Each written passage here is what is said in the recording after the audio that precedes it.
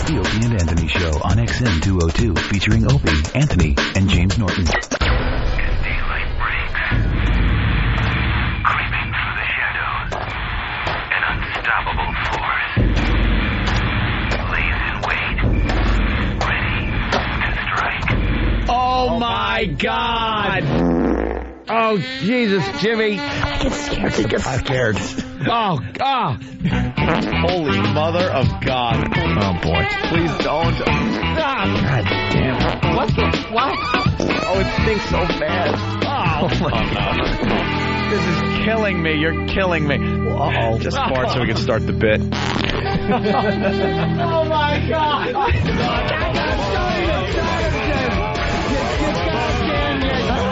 Shut up.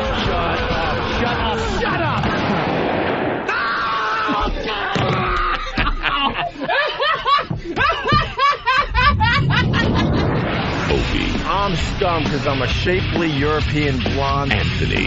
Jesus, we are just whores. James Norton. Look at this face. How do you not love it and want to kiss it? E-Rock. Sex Bagel here on the radio with you. Sex Bagel. It's the Opie and Anthony Show. And Sex Bagel gets hit with poker chips. But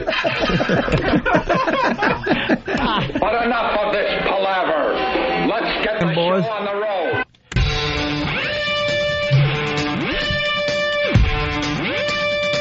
Stretch 1, 2. And Good morning. Good morning. Good morning. How are you, Anthony? very well. How are you, Jimmy? I'd complain, but who'd listen? I've heard that. You're about to listen to the Opie and Anthony Show. Well rested. Did you get your test results back? No. Did you take your test? Yeah. Your, what was it, hepatitis? Yeah, ABC. It was basics. Yeah. The basics of STDs, your ABCs. Well, you learn your ABCs. Make sure you don't have them. Dude, it was the best test experience ever. Went right over the question diagnostics. Boom, got my doctor sent a note. And What they do, just take some blood, right? yeah, and the guy, I was asking for symptoms and stuff. Was the guy in a spacesuit when he took your blood? I know you. You're Jimmy Norton. Well, I just got to get into something. Most people just snap on those little rubber gloves. He comes in that outbreak suit that Dustin Hoffman was wearing. No, he was a black guy. He threw on a blonde wig and heels. Yeah, if you weren't listening yesterday, boy, Jimmy dropped a doozy on everyone. Doozy. You know, for all of us that are in relationships, you have a little disagreement here and there. It might be on just mundane stuff for the most part if you kind of take a step back and think about it. But not in Jimmy's world. They had a little disagreement about something Jimmy wants done sexually. Yeah. And, his lovely, lovely girlfriend decided that she would be open to this if he got tested for hepatitis. Yeah. So what does Jimmy do? He pretty much leaves the second half of the Opie and Anthony Show early to go get tested for hepatitis. Well, the thing he's looking for her to do is very important. Sure. Very exciting for Jimmy. He wants to make sure he's safe. Yep. And his girl is secure in the knowledge that she could do that without any risk of It's extremely disease. important in Jimmy's world. Yeah. In our world, not as important. I'd say it's important in Jimmy's world and when dogs greet each other in that world. And I think it's very important in prison. Yeah. We do talk to a lot of prisoners, so yeah. I'm sure they can relate a little bit, too. Oh, you guys are missing out, though. It rules. Yeah. It rules. I'm telling you, you're just laying there like kind of zoning out like this is what they feel like when you do this to them. This is fantastic. I don't know. It's, you know something? It might be a real good feeling, but there's something about putting the girl through that that just like isn't quite good. I'll sacrifice that for the girl's sake. Yeah, after you're done with your sex, you want some dignity. That Yeah. you know, you want to go back to like normalcy very easily. Yeah. You want to be able to kick back, prop your pillows up. There shouldn't be a grieving period. Shouldn't be tears. Right. You don't want to hear and Listerine. let me uncuff it. Just relax. All right. Yeah. There shouldn't be hand holding where you're like, it'll be okay. Yeah, that's the thing about sex. There shouldn't be time put aside for cleanup, right? And untying, right? Just things like that, and just like whimpering. It shouldn't be whimpering. You guys segue back into your lives after sex. We have to have like a chamber we get into, like we're entering from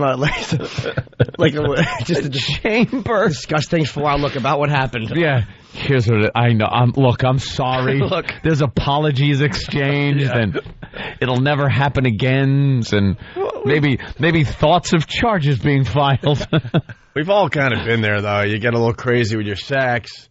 And at the time, it makes perfect sense. Yeah. You're all, you know what, you're all just horned up. You're all frothed up. And so everything makes sense when you're under that state. Yeah. And then the act is over, and then you look around the room, and there's an embarrassment factor that kind of settles in. Like, oh, boy, oh, geez. When you have to put things in the dishwasher.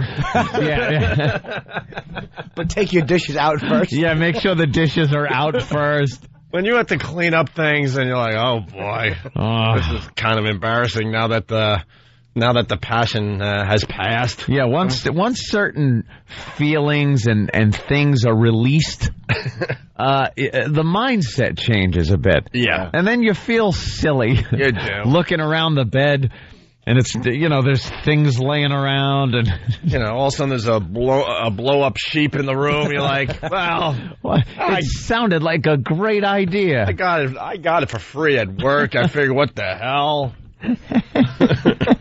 All sorts of disgusting magazines, just strewn about. There's still that video playing on TV that you got to now hit the stop button with your greasy hand. It's not a normal video, if you know what I mean. With your coconut smelling hand.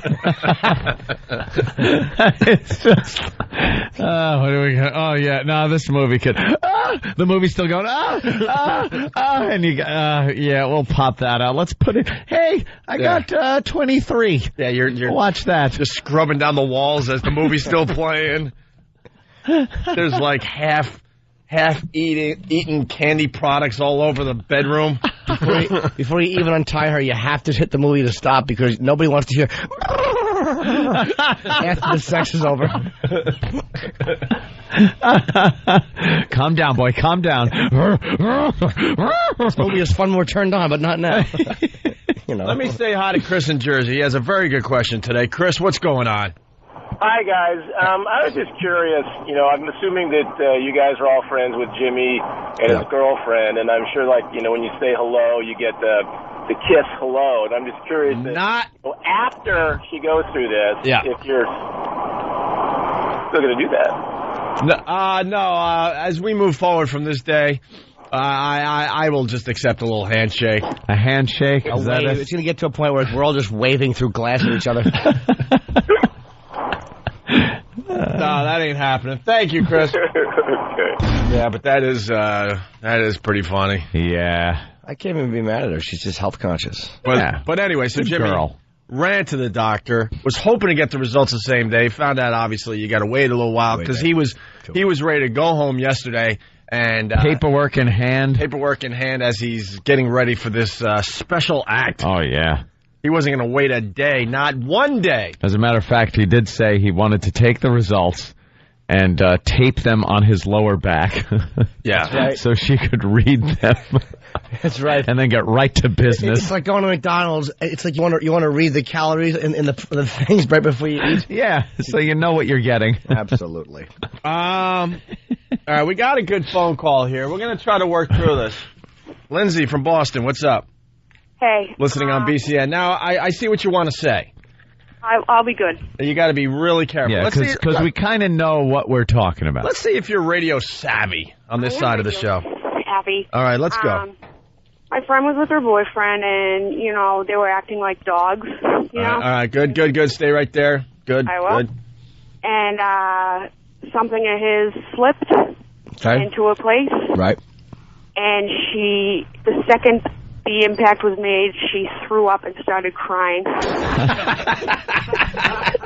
That's what you want. And does she get a passing grade? Yeah, I think she did fine. Al helped us out and jump out of that? All right. I think she did okay. Hey, that's very funny. She didn't expect it to be what it was, huh? Yeah, very upsetting. Is that a shock ref? Like, if someone went into shock in a weird way to throw up like that. Isn't that kind of like a shock thing?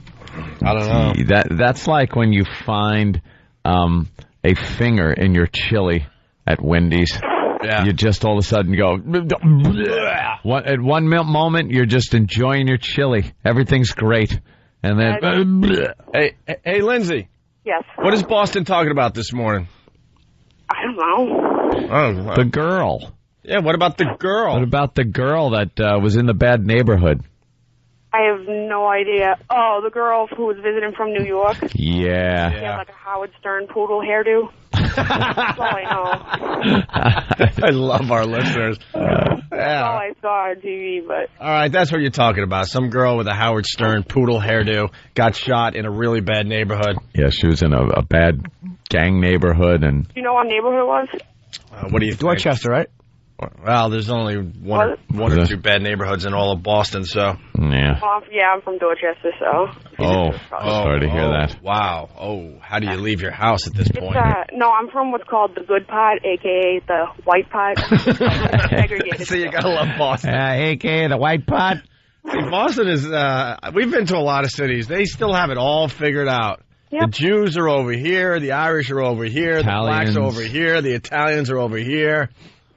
I mean, it's all segregated. We all live together in one great city of Boston. Just don't go where the gangs are. All right. Mix it up a little, you get rocks thrown at buses, and people might die. Who knows? All right, thank you, Lindsay. Wait. I have an idea for Lindsay. All right, what? She was a good caller. Yeah? I say... Well, we do have the Opie and Anthony prize closet. We asked for this. Stop it. Where, oh, geez. Lindsay, we're just going to give you something because you gave us a good phone call today. Go ahead, Jimmy. What do you want to give her? Don't give her the obvious. No. All right. You know, don't give her the Lucky Louie Season 1 DVD. Oh, no, I'm going to take that and sell it on the road. Oh, she already has it, too. Yeah, that's mine. I'm going to make money off that. All right, what are you going to give her from this unbelievable prize closet? Yes. Have you seen Boogie Nights? Yes. Good, because you're not seeing it this way. We're going to give you one copy of Frank Miller's Sin City.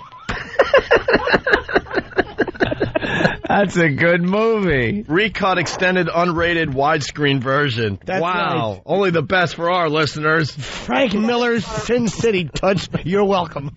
That's not a real thing, is it? It certainly is. It certainly is. Please hang on the line so we can send that to you. Okay, I'll hang on the line. Ready? You're getting one copy. Yeah? Yeah. She hung up. She didn't like Jimmy's choice. How come when other shows and stations give away prizes, people go, oh, that's great, thank you. What's your favorite radio station? And they always say the station. We give it away, and they hang up on us. Jiminy Cricket. Well, we'll see if we can give one of these away today, because now we got to find Opie and Anthony prize closet. That's right. We also have Bob Saget tickets to give away this week. Our pal Bob Saget is playing the North Fork Theater Saturday. That's the old Westbury Music thing, right? What was it called? It used to be Westbury Music Fair. Yeah, well now it's that anymore? No, it's called after a bank. Ew. Well, this is happening all over the freaking country. Used to have some cool names for stadiums and rock venues, and now it's like named after a bank. Banks. North Fork Theater, Saturday, April 20th. Bob Saget's going to be there. Doors at 6:30. Show starts at 8. We'll give away some tickets a little later on today. We got to wake up all the new bosses out there. We can't catch a break in this business, I got to tell you. Why? Well, the guy that brought us back to regular radio, Joel Hollander, is stepping down. He's either getting fired, he's leaving on his own. It's a little shady. News has it that he's just stepping down. All the nice memos are going back and forth. We wish him nothing but the best, blah, blah, blah, all that corporate stuff. But something's going on. Yeah. There's something going on. And he's stepping down. Well, rumor had it in the papers and New York radio message board, the mecca of all radio message boards. Yeah. Rumor had it that maybe the relationship was a little strained between Les Moonves and Joel Hollander. I don't know. I don't get into their business. I just come in here and do a radio show on a daily basis and hope to do the best of our ability to satisfy our bosses, Opie, and our listeners. That's what we do. But Joel, for some reason, stepping out of the organization here. And that means a replacement. Yeah. So now for a couple of weeks, we've been here, and there's been speculation going back and forth. Who's it going to be? Is it going to be somebody stepping in that can't stand the Opie and Anthony show, can't stand us personally? Well, that's what happened last time.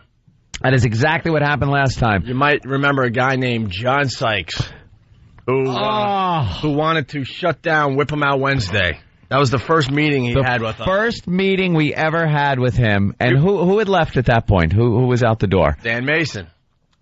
Was it Dan or was it Fareed? I think it was Fareed.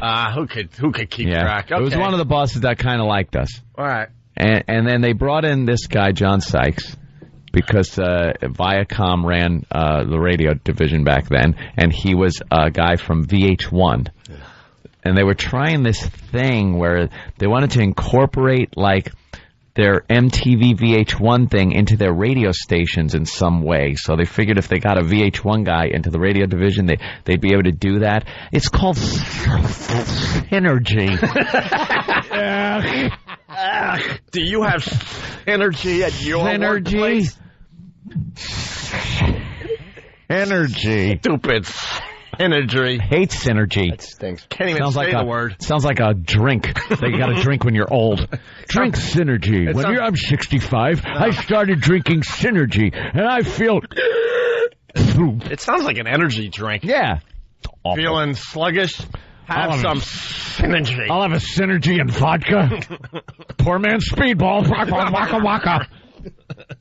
So they wanted some synergy, and they also wanted to make it kind of family friendly. Yeah, they wanted to take the Opie and Anthony show and make it family friendly. Family friendly. That's what I got out of this guy. Thank God we blew up our careers, or we would have had to work with this guy.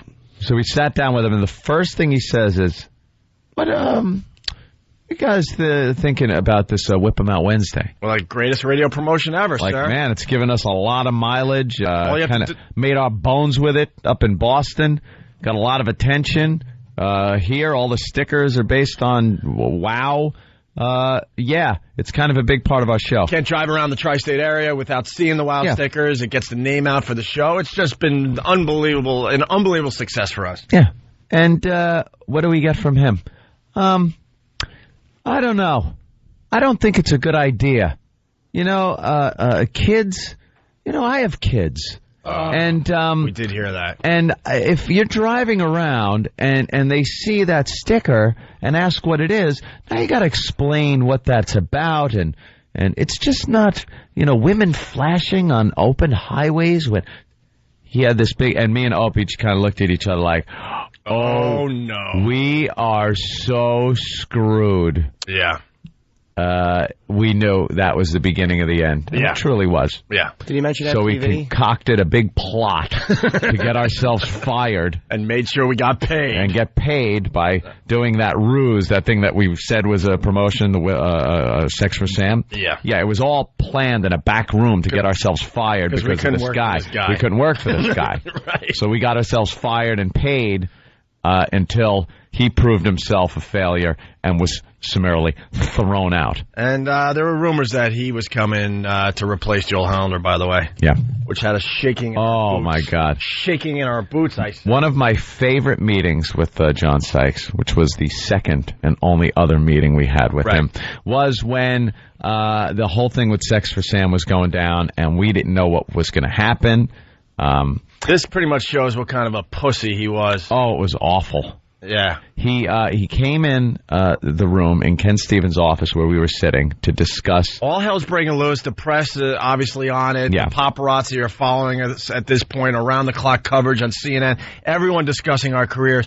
And we're scared. We're like, God, are we gonna survive this? Gonna dodge this bullet, you know? And we thought we should have survived this thing. Mm-hmm. And John Sykes sat us down. Oh, go ahead, Ann. I'm sorry. Yeah, Your story. we're sitting in Ken Stevens' office, our boss at the time, and he sits us down and starts discussing the situation.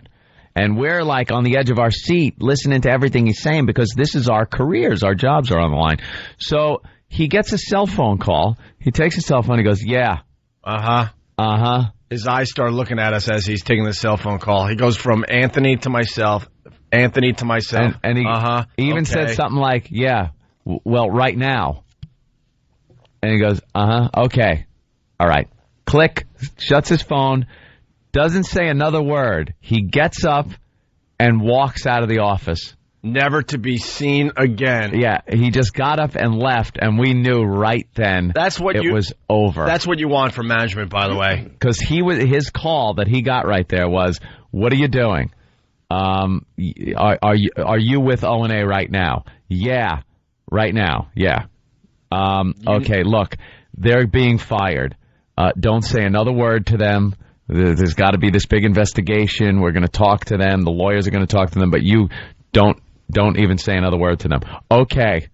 Click, up, bye, goodbye. He was gone. Gone, never to be heard from again.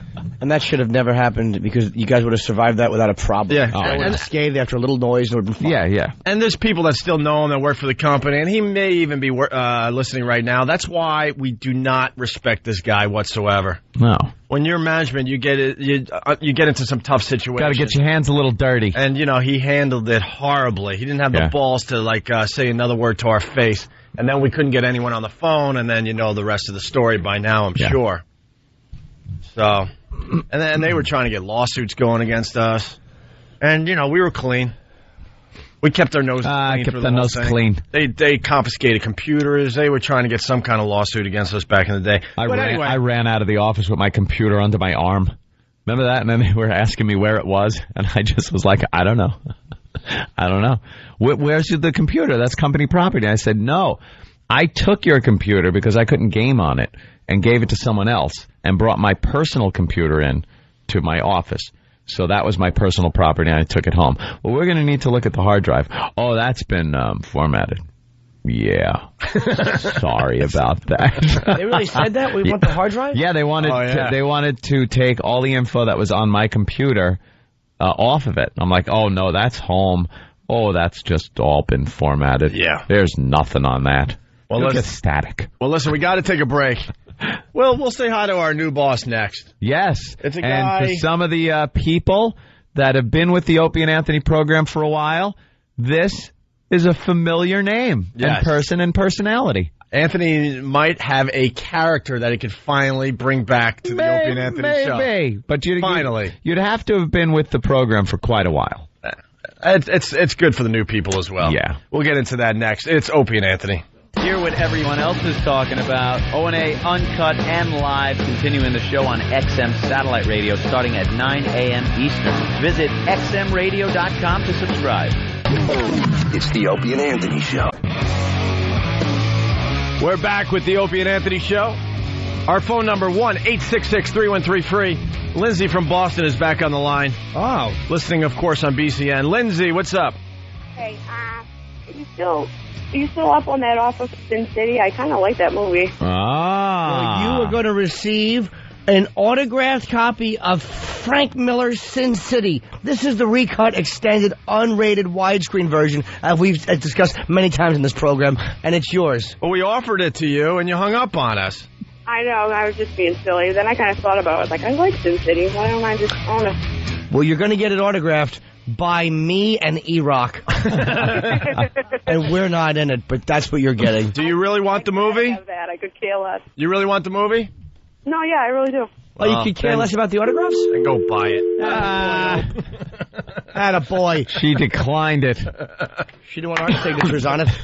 Anyway, so we were in the middle of waking up the new bosses out there. So Ant gave the backstory. Joel Hollander's stepping down. He's the guy that brought us back to regular radio. Yep.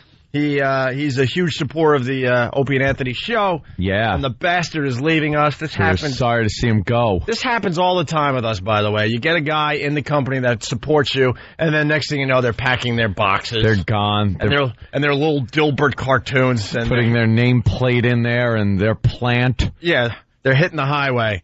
And they're bringing back our old boss. Now, people might remember this guy.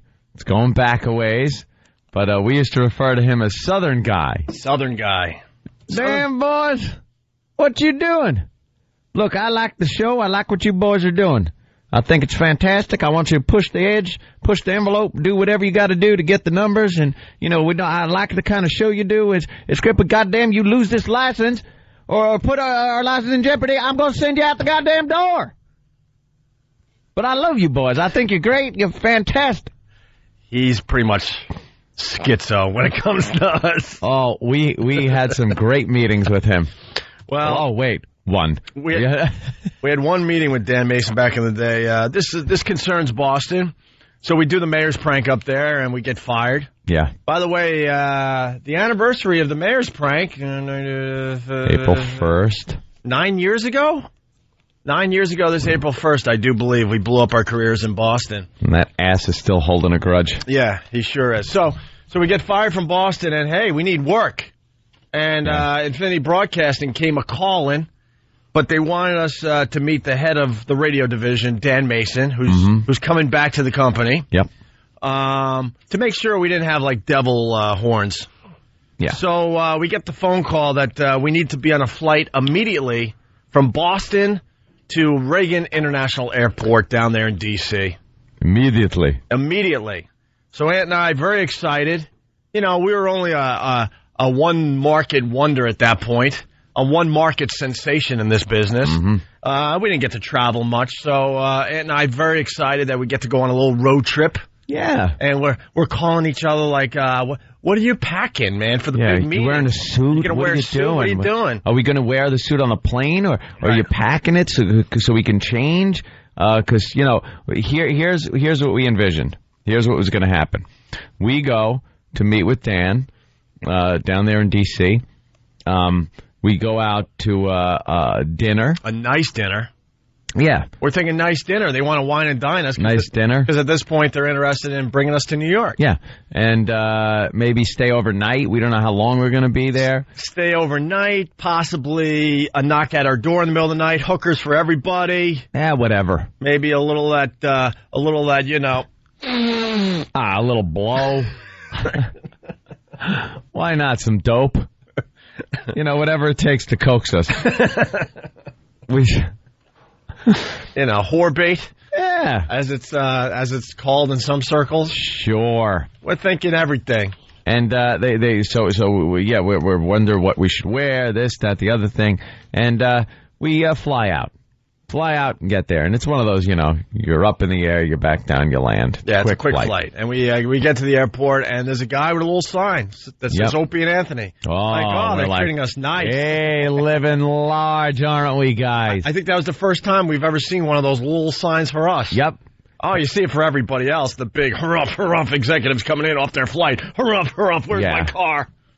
Mr. Peterson, this way, sir. This way. I'll get your bags. And it was pretty funny because it was names like Peterson and I don't know, whatever. And then Opie and Anthony. Opie and Anthony. And the poor driver's like, oh, great. I get these clowns. We had long hair and we just looked like dopes. Yeah. While everyone else is in their business suits waiting for their cars.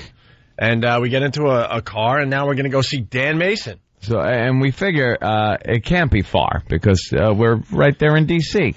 Nothing's that far in D.C., but apparently Dan's office was a little bit in the suburbs of D.C., like about an hour out. At least an hour out, in the middle of the suburbs, in the middle of like... it was the country. Horse country, if you remember. It was the country.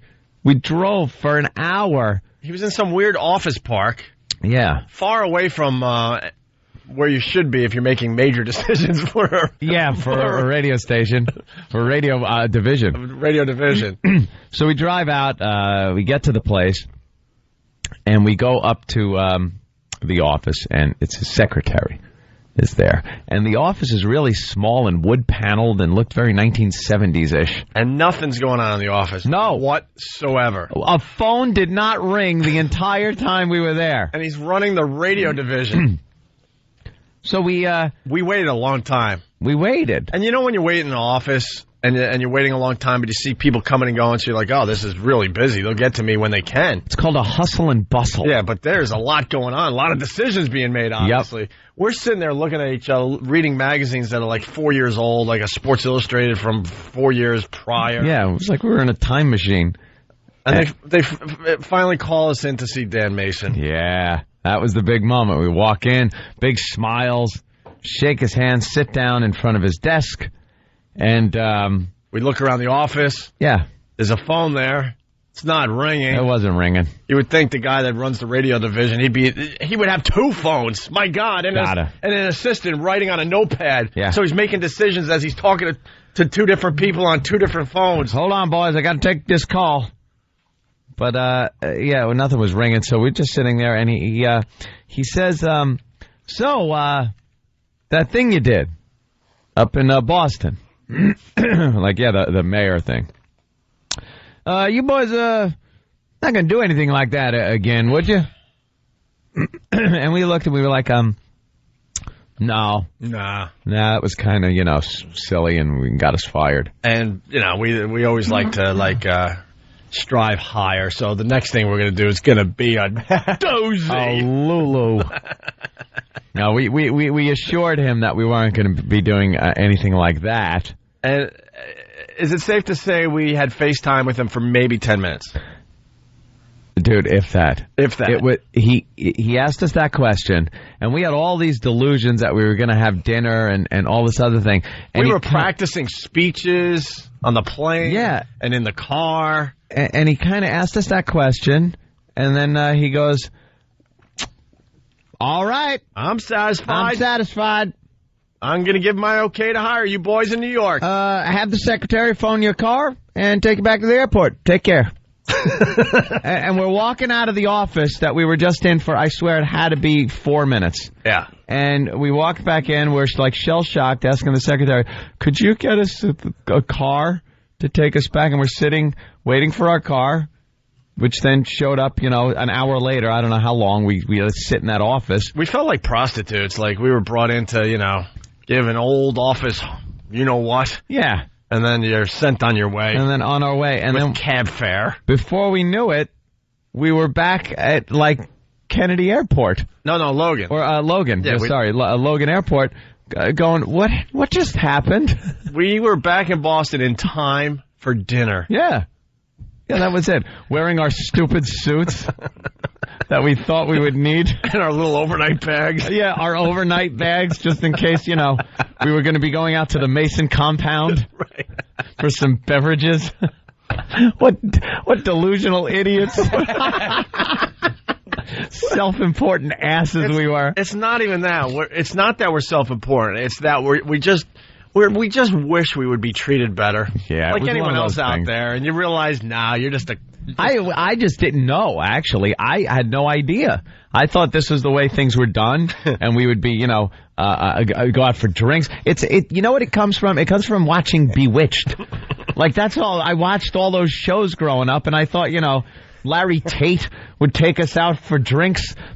Give me a double, Sam. Or something like that. But it was all right.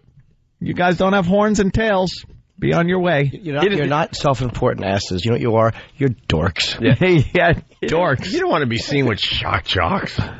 Yeah. It would be bad for his reputation. Because companies like to hire shock jocks, especially back in the day, but they didn't want to be seen with them. They don't like being associated or seen with them. It's,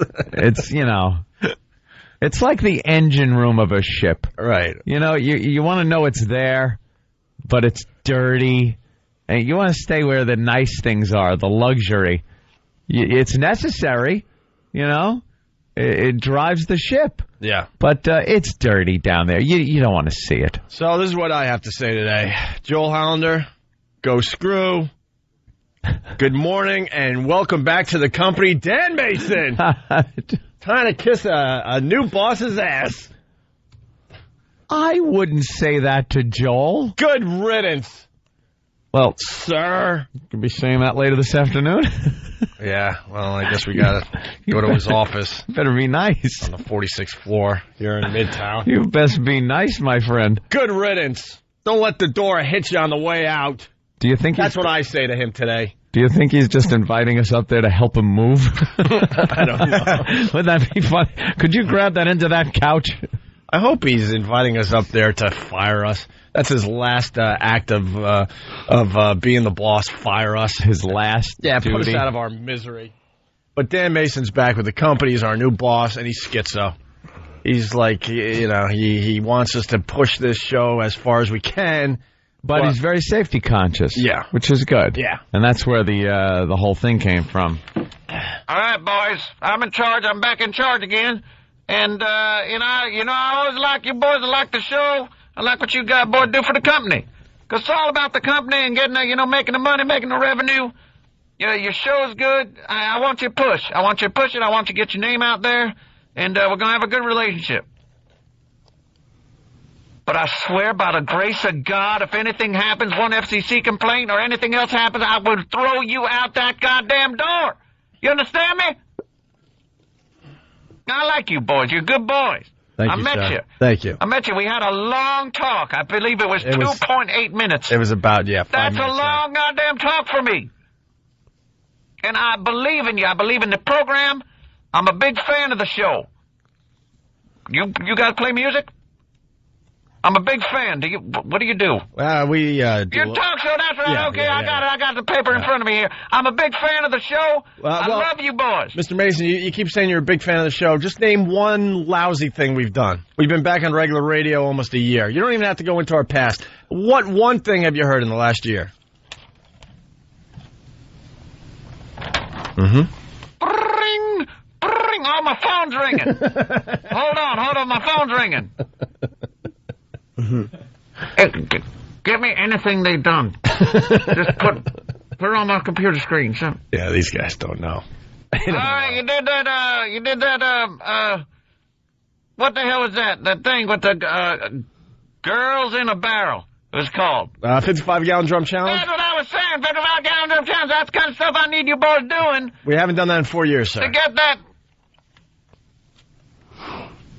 What about you said one thing. That qualifies. You did the sex with Sam. Well, everyone knows that. That was international headlines, sir. With Sam.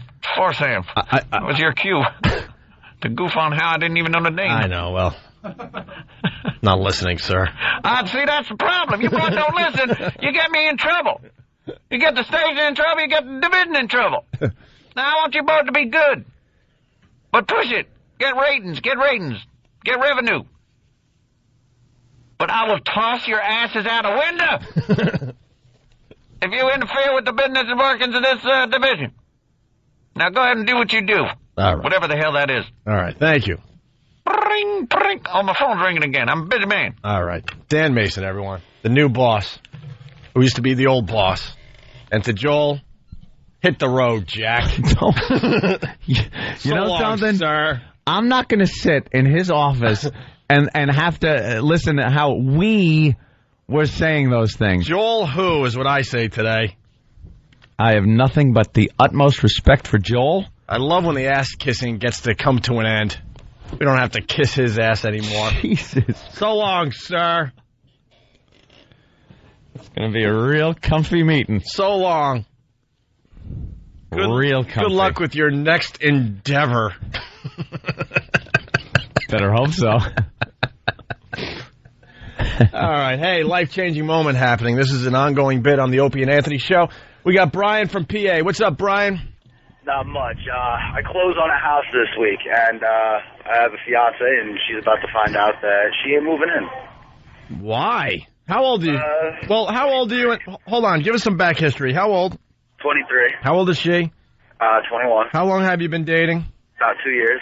When did you get engaged? About a year ago. All right. And you're moving into a new house, and you have decided that that you got to break off the engagement. Yeah.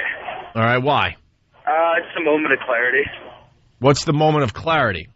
pain in the ass. Sorry, pain in the butt. Did things change when you got engaged? A little bit, yeah. Like what? In what way? Basically what everybody says, put a quarter in the jar every time you do something sexual, and that next year you won't have any money left. Everyone says that, huh? Yeah. Yeah. What do they say? Can you say it again? Because Jimmy's a little confused. The quarter in the jar. It's a saying that's been around since... You have a sexual experience, you put a quarter in a jar for the first year. Right. The rest of your life, you could take one out, and you'll never run out of money. That's stupid. It's a saying that goes back to the cavemen. Basically, I didn't get laid anymore. Oh, coins back then? Yeah, I've heard that married. There's rocks in a big thing. Put a cave drawing into a jar. All right, so you're telling her today that the engagement's off. Yeah, that she ain't moving in. And how are you going to do that? Probably right before I leave for closing. Do you want to do it live on our show and humiliate her in front of 2 countries? Probably get punched in the teeth. So what? That's beautiful. Yeah, we would like that. Look at the stuff I confess on the show. Yeah. Maybe you could put us on speakerphone. I got it. Closing's at noon, so I'd probably have to record it or something. Oh, boy, that never works. They never do. Well, what are you going to do? You're going to do it right before closing?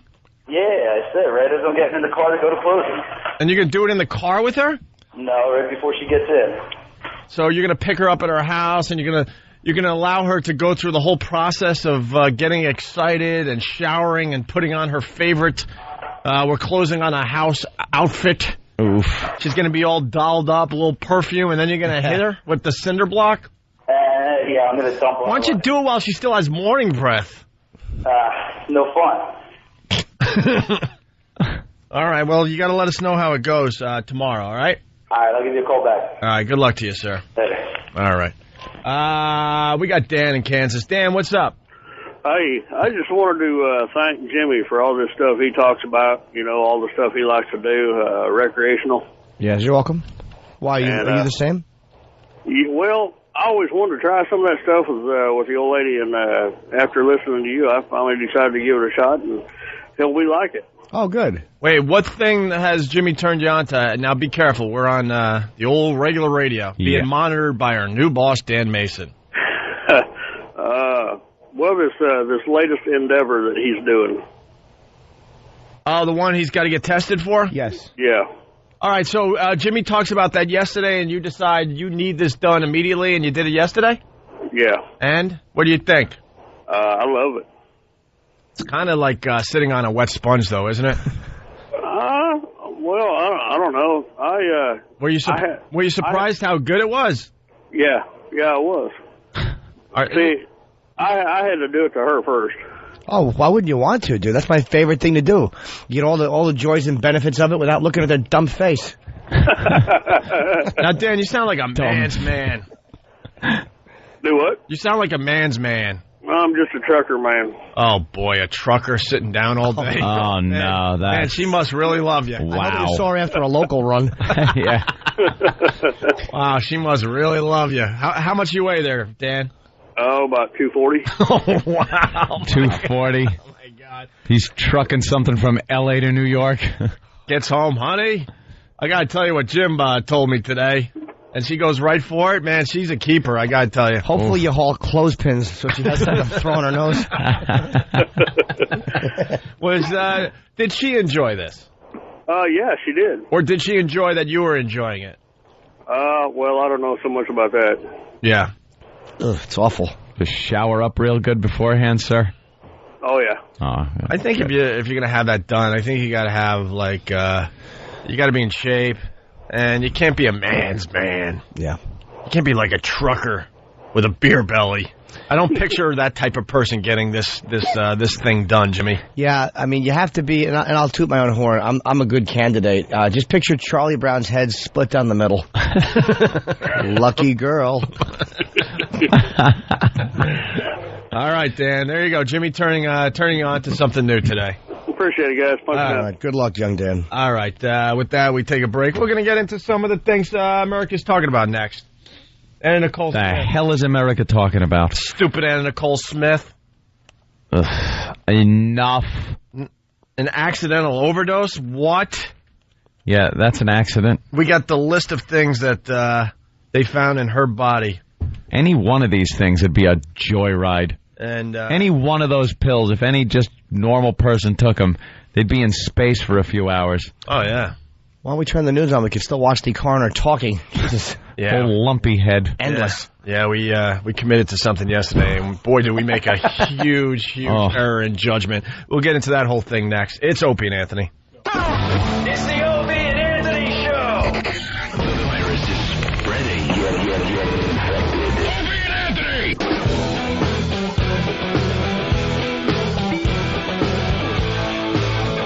You're checking out the Opie and Anthony Show. America just sucks.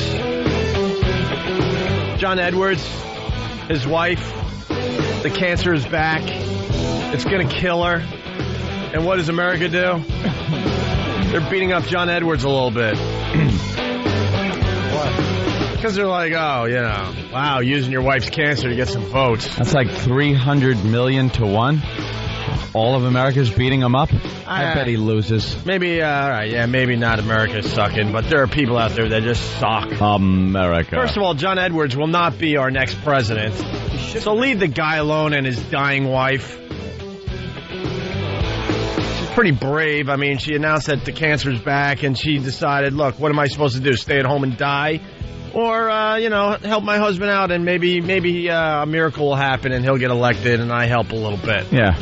You know, but then people are all over John Edwards like, oh, my God, using your wife's cancer to get votes, blah, blah, blah. Yeah, Katie Couric was really, like, grilling her. Yeah. And took a little criticism for that. Why doesn't Katie Couric worry about her ratings and being a woman at a man's job? Wasn't she Jimmy? What? We work for the same company. Because why should she worry about this stuff? She's busy getting some real journalism done. That's right. Why. Enough with her. So they're talking about that.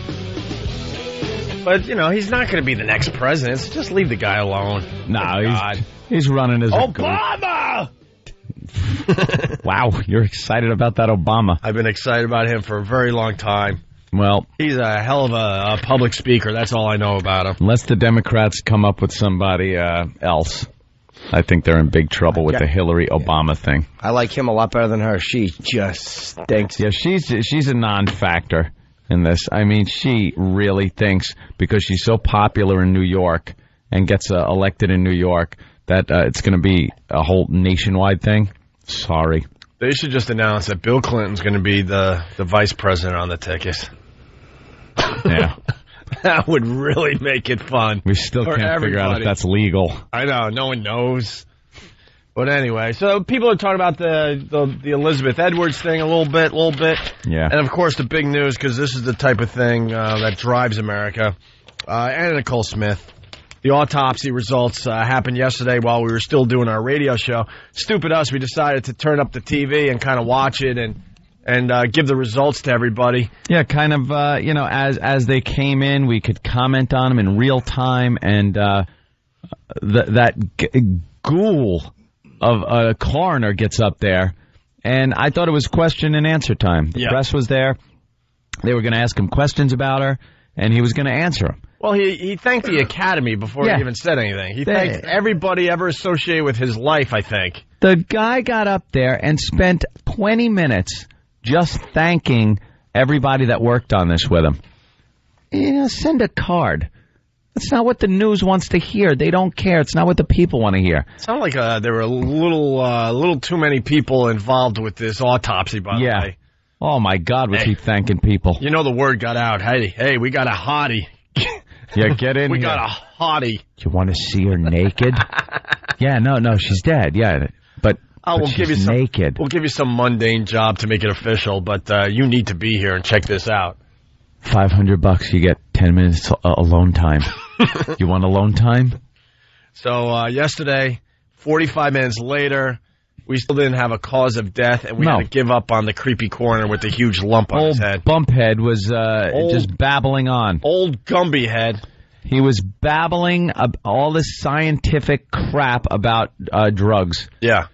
In her body. And And we learned that the bump on his head was caused by what, an ant that dropped him on his head when he was an infant? Apparently, his aunt had dropped him, as Jimmy said, what, out of an airliner?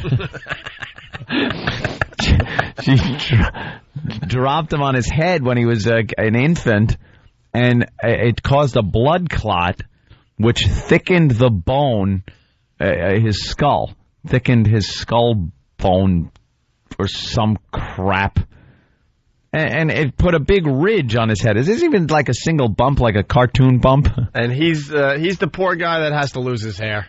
Yeah. If he didn't lose his hair, no one would know that he has. No one would know. Has the Gumby head thing. If he had a big, full head of hair, he could just brush it and cover up that big ridge. He'd be fine. With a nice big head of hair. But God is cruel, isn't he? Oh, and you know he went bald early. Yeah. Because he had like nothing. He had the little horseshoe. He's got the old horseshoe. So he the big bump. He had the big bump on his head, and then he starts losing his hair, and he's totally bald. And that bump is like, it's like there's a certain dinosaur that has that ridge on their head. Oh, yeah. I don't know what it is. What? We all know exactly what you mean. Dilophosaurus or something. I don't That's know what correct. It's called. I'm going to go over there. And no, it's not. I know it's not, but it sounds like that. Yeah. And it's got a ridge, and that's what he looks like, only it's kind of off-center. He looks like that thing that spit the acid into Newman's face in Jurassic Park. All right, well, meds killed Anna. We know that by now. Florida coroner rules out suicide, really, and foul play and tragic final act of ex-Playboy playmate. And then the paper, our paper, here's a rundown of what she had in her system when she died. Of an accidental overdose. Yeah. This is what she was prescribed? Yeah, I guess there weren't any illegal drugs. You know, when you get really famous, you get these doctors around you that'll give you anything. Yeah. Just had Dr. Nicopolis, and everyone's got like that one that they can get whatever they want. Yeah. Yeah, they keep it all legal and on the up and up, but what you're doing is you're just killing these celebrities slowly. This is what was found in her system. We start with chloral hydrate. That's a potent sedative. I heard this drug is used in, like, date rape drugs. Nice. Date rape drugs. Chloral hydrate. I guess it's like, it's a sleeping pill. Like, when you take this, you're almost immediately asleep. Like, immediately. Laying down in bed. You have to take it laying down in bed for the most part. Really? Yeah, Nice. supposedly, yeah. This is like the hardcore stuff that the celebrities get to fall asleep. This is a biggie. This is a doozy. Is that addictive, though? Third time I used doozy Of course today. it is. I'm going for 10. Yeah. I think Marilyn Monroe had a little of this in her system as well. Oh, yeah? And, you know, she liked Marilyn Monroe, so what the hell? Might That's as well, sweet. Might as well die like her, too, right? Did she take any Joe DiMaggio? 'Cause apparently she A teaspoon of Joe DiMaggio. had a little of that. Yeah, Anna, you didn't like Marilyn that much. You could have had old Joe. A little Joe. They take 2 black eyes and call me in the morning. Anyway, so we start with the chloral hydrate. That was in her system. Then you go on to the Klonopin, anti-seizure, anti-anxiety drug. A lot of people are familiar with the old Klonopin. Klonopin. Then you throw a little Valium in there. Valium. Nice. For anti-anxiety. I was given a Valium because of my tooth that day. Remember I had the toothache and I had to go upstairs and get it taken care of? Took some Valium. And I always say when you get Valium, the first one you take, the feeling you get, you count the rest of the Valium you have in the bottle. I poured them all out in my hand and went, 1, 2, 3. How many do I have? How long am I going to be able to use these? Oh, these are fantastic. I got the dumb laser eye surgery. Yeah. And they gave me the lowest dosage of Valium, but they gave me I think it was 10 pills. Yeah. And you nailed it. All of a sudden, I'm like, whoa, I got to save these. The second you feel it, you count them. Right. And you go, how many days do I got? Oh, this is good. And you don't feel guilty or like you're doing anything wrong. No, they're prescribed. They're prescribed. I'm in pain. Next thing you know, Next thing you know, you want to go to sleep a little earlier or you're feeling a little on edge. Ow, I bit my tongue. Gulp. Gulp. As you two are describing this, me and Dumb Steve are just eye contacting each other going, ooh. Oh, that sounds delicious. Yeah, Valium is really something else. Yeah. And you do count them. Yeah. You want to know exactly how many days I'm going to be able to feel like this? They supposedly have a horrible detox, too. Like, they say alcohol is the worst, like worse than Coke, worse than all of them. Yeah. And Valium is right there, too. It's supposed to be a really bad detox. Yeah, I can only imagine. All right, hold on. We're getting some info on the old chloral hydrate. Frank in New Jersey, what's up? Hey, Frank. Frank. Hank. Grandson Frank. I hung up. Boy, I think we have another person. He said it's a Mickey. That's what they use in Mickey. A Mickey? Nolan from San Antonio, what's up? Hey, what's up, fellas? Hey, man. That chlorohydrate, man, that's a really, really old medication. They won't even, prescribe that to normal people anymore. Yeah, I slipped her an old Mickey Finn. Nobody gets that anymore. And I wanted to say thanks, Jimmy, for recommending that Pure Lube, man. That stuff was great. Oh, yeah. God bless. Good to see you. Hey, a solution of chloral hydrate in alcohol called Knockout Drops was used to prepare a Mickey Finn. Oh, so that was that stuff where, the girl goes to the bathroom and you have a little eyedropper? Yeah. Blink. Slipped her a Mickey Finn. Yeah, this stuff is, just dangerous stuff. The Bowery boys are using it. What the hell is this old crap? Where does she get it? I'm also hearing chloral hydrate. Is this from Steve? Thank you, Steve. I know everything about chloral hydrate. Is also used in horse tranquilizers. Holy crap. Sometimes I put it in honey when I can't sleep. Teaspoon of honey, some chloral hydrate. Stephen S. from Bayshore, always good for a bunch. Basically, Anna Nicole died from eating Elvis's breakfast. Well, yeah. John in Jersey, what's up? Hey, how you doing, O&A? Hey. Hey, I just wanted to say that Corner's head looks like the monster from the Bugs Bunny cartoon. Yeah, what was the big that monster name? That was chasing him around. What the hell was the monsters are such interesting people. Just filing his nails. Yeah. Punch it out, boys. That's a good observation. You know what else was in her system they forgot to mention? Oats. Do you see the teeth on this bitch in this photo? Oh, my God. Enough with her gums. Yeah. Well, she that looks like stupid smile she would put on. Well, she's smiling like that because she's just grinding her teeth. Getting all the drugs that might be in between her teeth. Big stupid Mr. Red Mouth. All right, so let's move on. This is what was found in her body when she died. The chloral hydrate that's used in Mickey's, the Klonopin, the Valium. And then we move on to Ativan, another anti-anxiety. She had 3 anti-anxiety drugs in her. Jesus. That's insane. That would make you nervous. Any one of these pills would do the job. So then you got, and then you move on to the Benadryl. What, stuffy? Yeah. She was a little stuffy. A little stuffy. And the Benadryl will knock you out, too. Yeah. So the Benadryl will knock you out. The chloral hydrate certainly will knock you out. The Valium will put you down a little bit. Mm-hmm. And then you move on to Soma, I believe, which is a muscle relaxer. Oh, that's great. Smart. There you go. That's smart. You know, one of the muscles is called your diaphragm. Yeah. It makes you breathe. That's a muscle. And, well, the other end, you know. That's how people die from muscle relaxers a lot of times. Is, really? ODing on that. Yeah, the diaphragm stops working. It's a muscle. Just stops working, so you stop breathing. You mean can you still make yourself breathe? Or you? No, once that diaphragm stops working, you're dead. You're dead. Gossamer, by the way. Oh, Gossamer was the monster. Yes. So she had the muscle relaxer, but all this stuff is putting her to sleep and taking her down real low. Mm-hmm. And that's real smart to loosen up all the muscles, if you know what I mean. Every single muscle. Every single muscle. Yeesh. Let's put it this way. Jimmy wouldn't be... Oh, you're thinking every muscle is loosened Every muscle, yes. Even those important ones. Making cleanup a real bitch. Oof. Then you got, I don't even know this one. Never heard of this one before. Tussin? Roboxin? Oh. Robaxin, anyone? No. Roboxin we'll go with. Another muscle relaxer, sedative. And this is an accidental overdose? Yeah, exactly. How is that an accident? Did she fall mouth first on her bottles of pills? Dude, sometimes I'll take a couple of Tylenol PMs, I get all paranoid. Like, oh, God. You know? Yeah. How do you pop all these pills and just go to sleep assuming your body's going to be just fine? Then you got the Topamax. I've never heard of this one either. For migraine headaches. Topamax for migraine headaches. And then you got the ciprofloxacin. I don't know. It's an antibiotic.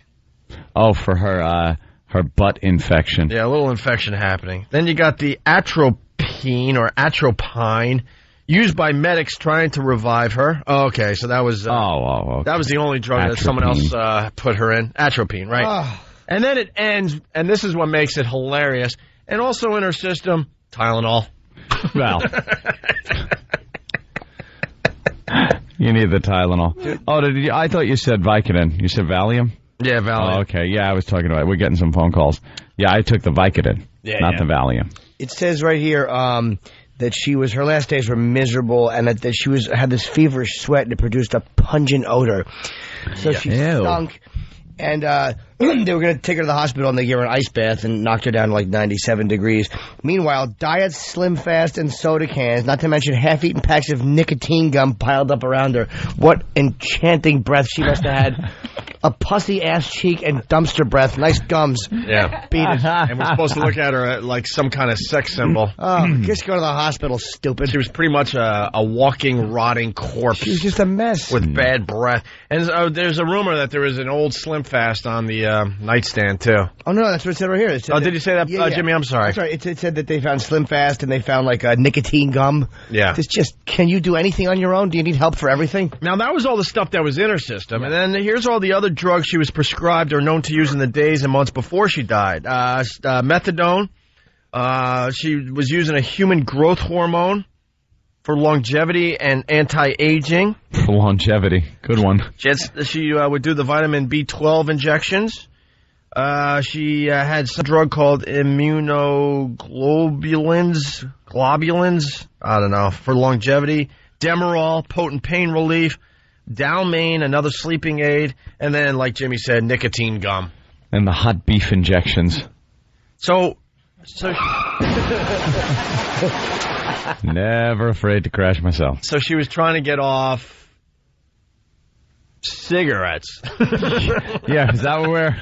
All this is in her system, but she was concerned about her smoking. Well, smoking is dangerous. And they're saying it's accidental. That's beyond a joke. Accidental. She obviously slowly killed herself. Can I point something out, too? Yeah. Around 1 p.m. the next day, I believe this is when she died, the wife of her boat captain found her in bed and summoned her a caretaker because she didn't like the way Anna Nicole looked. She saw her face was slumped downward and her mouth was open and she wasn't breathing. After frantic attempts to revive Smith, her caretakers finally called paramedics at around 1:40. Wow, how long is that? 40 minutes. They said if she went to the hospital, she would have been all right. Yeah. Let's go to... She refused to go to the hospital, by the way. Yeah, she did turn it down. They offered her. Let's go to Heather in Buffalo. Heather? Hello. Hey. I was calling. I work at a trauma hospital in Buffalo. We use chloral hydrate on the patients that we have that are head traumas. When they're coming out of their comas from their head traumas, and that calms them down because of their bad behavior. Yeah, so it's still used today. It knocks you out, right? Almost immediately? It knocks them out, yes. Almost immediately?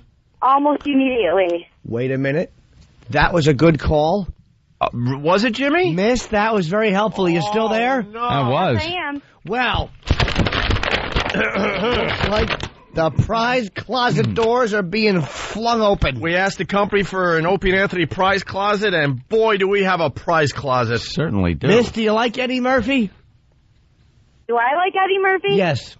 Yes, I do. Well, that's good, because you're getting a copy of Saturday Night Live, the best of Alec Baldwin. That's what you're receiving. Dude, all of Alec Baldwin's funny moments. You know what? You're making a joke there, but between the Saturday Night Live, the best of Eddie Murphy, or the best of Alec Baldwin, I personally would choose Alec Baldwin. Well, in that case, Miss, Opie has just C-blocked your gift.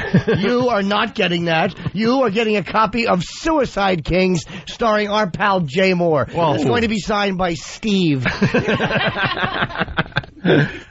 Oh, nice. How about we give her the choice at this point? Okay. Suicide Kings or the best of Alec Baldwin? I'd go with Alec Baldwin. Okay, good. All right. So don't even give your address because you're not getting that. No. I know that. Punching out, guys. No, don't punch out. We really want to give some of these prizes away. Beat it. Hold on the line, Heather. Good for nothing. Beat it. Hold on. Druggy. She's listening on the edge there in Buffalo. Druggy. All right, here, give her whatever she wants of those two choices. We have to autograph it, Steve. Okay. Dan, you have a little thing. I have it all the time. It's awful. It's because I had like a cold and a cough for the past week. Oh, really? And it's just going away, but I'm still all... You know what helps with that? I got something for you right here. Oh, unzip. Yeah. What am I, someone's uncle? What kind of joke is that? Anything else? Pull a quarter out from my ear. I'm awful. I got something right here for you. I should be on the Wise Guy show.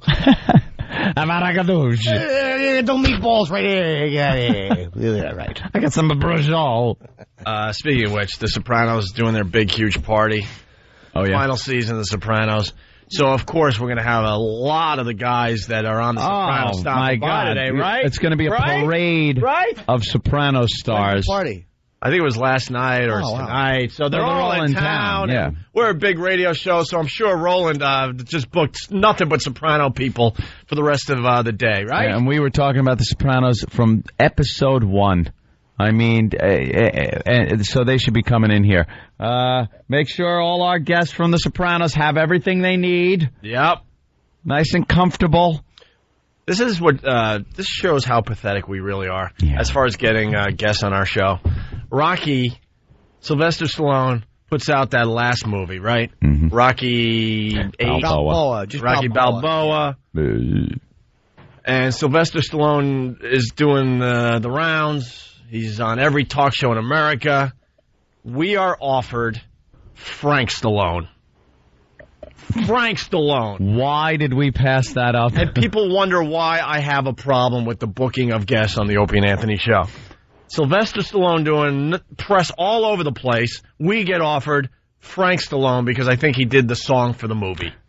Didn't you see Frank Stallone in Rocky 3, my friend? When Rocky was training, he was singing at the hotel lobby where they set up their gym. Way to throw him a bone, Sly. Yeah. Was he?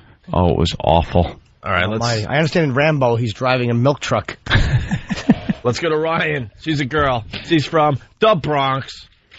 Hi, I'm a nurse, and I just want to say they gave her chloroquine because she couldn't take any other medication. That's what she needed. What do you mean she couldn't take any other medication? I just listed all the stuff they found in her system. 10 other medications. In order to put her to sleep because she is so addicted to other medication. You mean because of the progression, she had to take something really strong because the stuff wouldn't work anymore? Yes. Yeah, you're probably right. She has to take everything because it's so hardcore to put her to sleep. The people around her killed her.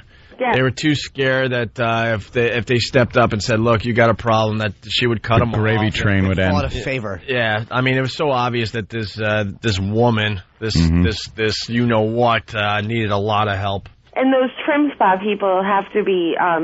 They were giving her HGH to make her lose weight. Whatever. Why don't you just do some crunches and stop already? Exactly. Well, that's another thing. And the diarrhea. Get a hold of yourself. They found no, trim spot in her. They were giving her HGH to make her lose weight. Yeah, of course. I mean, they had a lot riding on her losing weight. Yeah. All right. Thank you, Ryan. But they didn't find a lot of celery in her or a lot of... a lot of apples. A lot of carrot juice. I'm willing to go on the record to say she's probably at her lightest ever right now. At her smartest. Let's go to Mark in Canada. Mark. Hey, what's up, boys? Hey. Hey, man.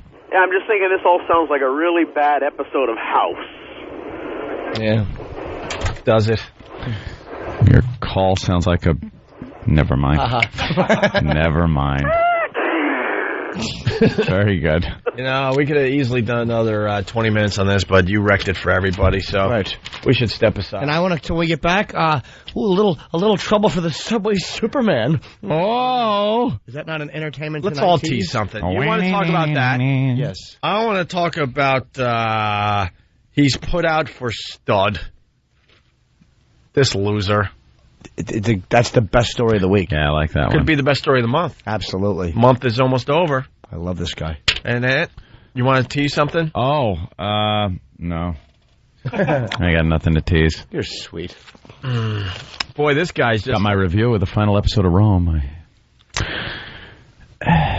I bought Denver. Was I good. haven't watched it yet, but maybe It's Rome, good. I'll move on. Can I I'm go a the little bummed that Rome is. Can I go the instant feedback? Someone needs attention. Sure. This was sent by you faggots. Location, Florida. Message. You guys have one of the biggest talk shows in America, and you are two of the biggest crybabies. You effing faggots. First of all, it's 3. We're not crybabies. Why are we crybabies? Because we actually want real guests on our show. Oh, is that what we were saying we were crying about? Funny. I guess. You know, talking about something and just mentioning it and actually crying. Here's what it would sound like. Go ahead. Why don't we get guests? I want better guests. We kind of made it funny for some people out there. I mean, if you don't understand why it's funny that Sylvester Stallone wasn't offered for our show, but Frank Stallone was. Stallone. Self-deprecating humor is just terrific at times. If you don't get it. You should have gotten Frank Stallone. Really? No. Come on. It's the Opie and Anthony Show. The Opie and Anthony virus. You're infected. What's up? Good morning. How's things? Yeah? Well, all right. Dandy. We just listed all the drugs in Anna Nicole Smith's system. A lot of like sleeping things in there. Yeah. And we missed the obvious joke, so we have to thank, it looks like A-M-M Penn from Westchester on the instant feedback. The link is on opieandanthony.com. He writes, Benadryl, Valium, holy S, dig her up. She might just still be sleeping. I'll be surprised she wakes up. Where am I? Now we got a doctor. A lot of doctors pissed off that the nurses are calling as the experts today. Leave the heavy lifting to the doctors. What's up, Corey? If we wanted to talk about bedpans, then we would invite you to call the program. Jeez. Let's get a doctor on the phone. Dr. Corey from Miami. What's up? What's up, fellas? 3 things. One, what that last nurse from the Bronx said, I don't know where she trained, but Klonopin and Valium are essentially the same drug. They're in the same class. They just act like a really long time. And Ativan is, again, the same drug, but it acts a little bit less of a time. And what Jimmy said before, like that whole class of drugs, like the benzodiazepines, are they're actually the absolute worst withdrawal of any drug. It's worse than like parents are known to like throw their kids off balconies because they think they're demons or something. Oh, so then they have, there's a positive to it. Yeah, exactly. Great. Thanks for saying that, by the way. It's a wonder I'm alive today. Great. One last thing, though. A little inside, but I think they work. what Anthony said about with muscle relaxers actually isn't true.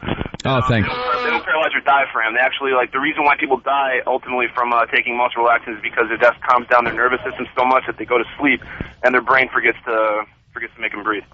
Really? Yeah. So, like, you can actually, if you're awake enough, you can breathe if you want to.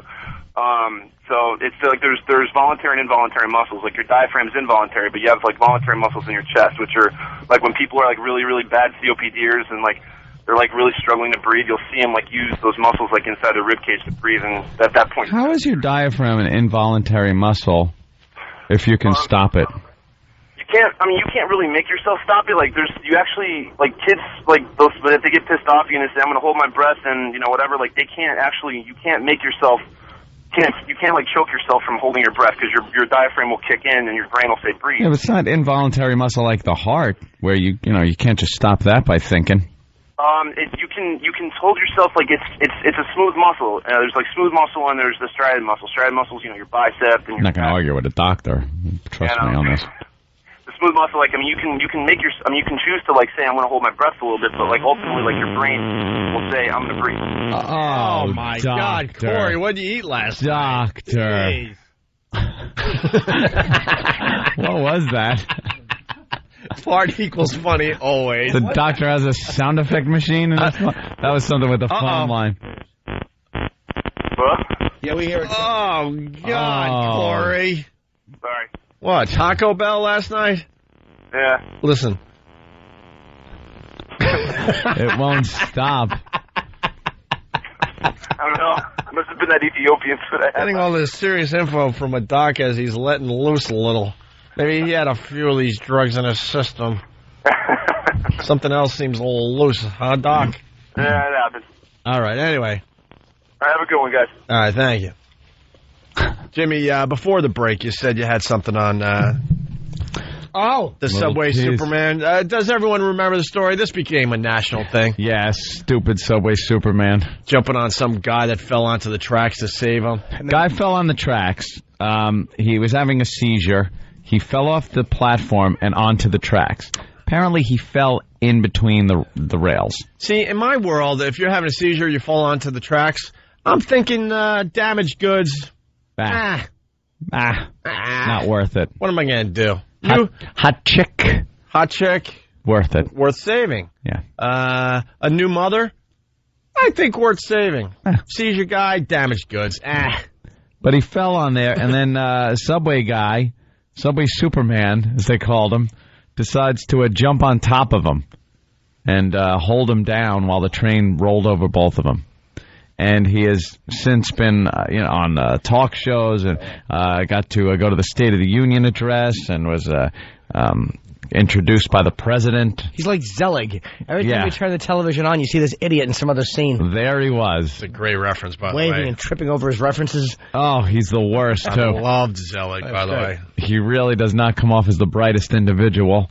But, hey, he's a Subway Superman. And he seems like a nice guy. He's a brave, nice enough guy. And, of course, Subway Superman, he's getting a problem with lawyers. Of course. They're such scumbags, all of them. Mm-hmm. He allegedly cut a deal with two lawyers. They pressured him into signing a deal that would pay him pay them 50% of whatever he gets for selling his story. 50%. 50%. And they said that one of them was too aggressive in trying to get cash, and that they even called the elementary school he was going to speak and demanded an appearance fee.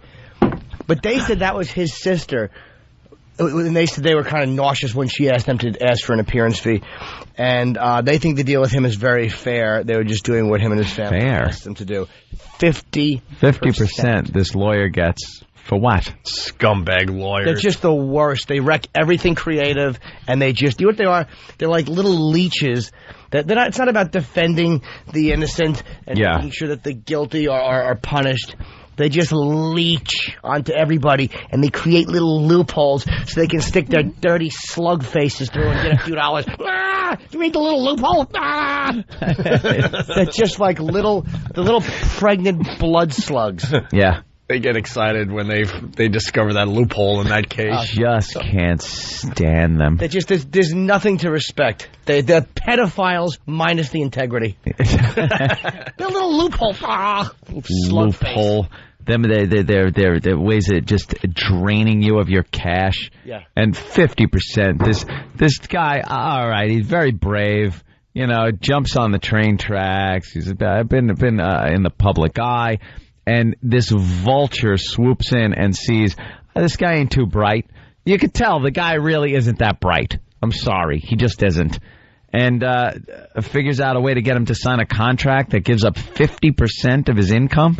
And I understand that maybe the lawyers weren't at fault. Maybe his family got greedy and demanded the appearance fee because that's what they're saying. Yeah. But 50% tells you something. This guy, in one moment, did more to help people or humanity than these vultures will ever do. Yeah. In all their years of school, they've just become blood-sucking leeches. And this guy, in one moment, he's a regular guy, does more than they're ever going to do in their lives.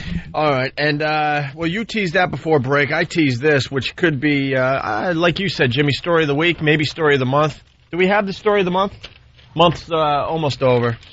I just, maybe Dan or somebody could find that for me. There's no beating story of the month. Well... You're right. We started this bit this month, and unfortunately... This sucks to be you. This one? I think so, yeah. This is sucks to be you? Oh, it could be a sucks to be you. Well, the headline, it says, he's put out for stud. Ex-lover says his kid's mom dumped him for mind-blowing sex with guru. Oof. Guru. Here's one for the Breakup Hall of Fame. It reads, a woman walked out on her boyfriend because she said her new lover had a special talent. We got to get into this today. Special talent. He could make her climax using only his mind. We needed the sound effect. Can we do it again? Wow. You got that, That is something. You got that thing that we like to play? Well, To make it a little more dramatic? I don't even know what you're talking about, but let me just ponder that statement for a while. Yeah. Just the mind. How would I can't, maybe I heard wrong. What did you say? All right. A woman walked out on her boyfriend because she said her new lover had a special talent. He could make her climax using only his mind.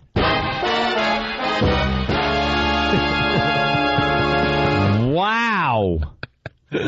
Only his mind? That's right. Only his mind.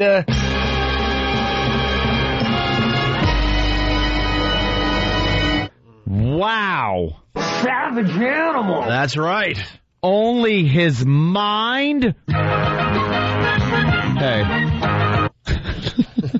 By the way, on this story in the other paper, the one on the line is he's suing her for $1 million because he's saying she used him, and he's claiming she just got pregnant before running off with a man who was better endowed.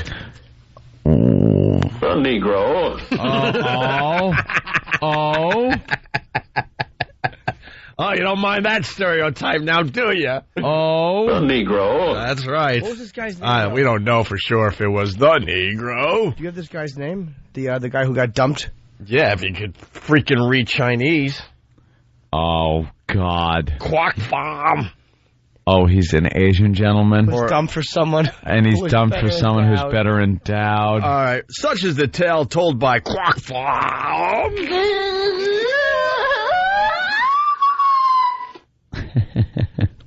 Say it with me. Such is the tale told by Quack Fong. Quack Fong. You got to exaggerate in the middle of the Chinese words. Such is the tale told by Quack Fong.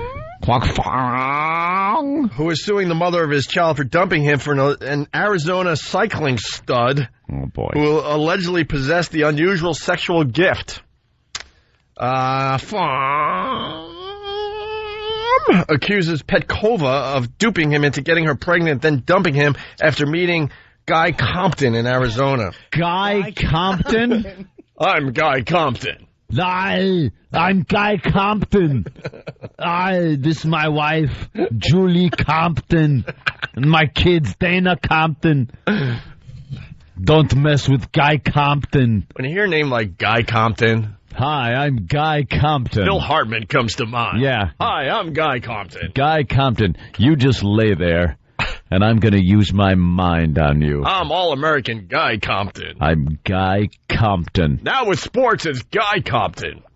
This poor guy, that's the mother of his kid. And for the rest of the years, he has to look at this pig and realize she dumped him for a guy who was just better in the sack. Better in the sack. Guy Compton. Oh. Well, Petkova returned from a 10-day guided bicycle trip in 2003 and told... Guided missile, apparently. Returned from a 10-day guided bicycle trip and told that she had met someone else that could make her... Can we say this? You can say it. Sure. What? Hold on to your hats, people. Uh-oh. She had met someone else that could make her cervix orgasmic just by thinking, and that Fom was sexually inadequate. Oh. Well, if you can't make a girl, satisfy a girl like that with your mind, that doesn't make you sexually inadequate. Jesus. Believe me, it was not just his mind. No, believe me, I know. When you're talking about that poor little Asian gentleman, I mean, there's a picture of him in the paper. Why he would want a picture of himself in the paper is beyond me after that type of degradation. But, you know, they're not known as being, like a Guy Compton. Here's what happened. This Whatever new his fellow, name is. Guy Compton, found some new real estate that she didn't know existed because of Fong. Yeah. She's like, that's there? He's like, yes. Yes, that's you silly goose. He has big smiley teeth. I bet he smiles the whole time he's plowing her. Hi, I'm Guy Compton. Guy Compton. Are you ready for your orgasm? That's right. Are you enjoying this? I bet you are. Is that Heather Mills dancing, by the way, off the subject on TV? Yeah. She's a very good dancer. It's ridiculous. Like, look at her. How does she do it? How does that knee bend? And how do they cheer for her? All she's doing now is raking one of the beetles over the coals, and they're cheering for her. All right. In court papers, the Jackson Heights Queens man charged that Petkova announced at Thanksgiving dinner. Oh, my God, probably right in front of everybody. Oh, she's like drunk. At Thanksgiving dinner that she was ditching him for someone who could afford to buy an apartment in Manhattan. You are inadequate. That's what you are, inadequate. Guy Compton is like this drumstick on turkey. Just degrading the poor lad. Thanksgiving. Oh, boy. Right over Thanksgiving.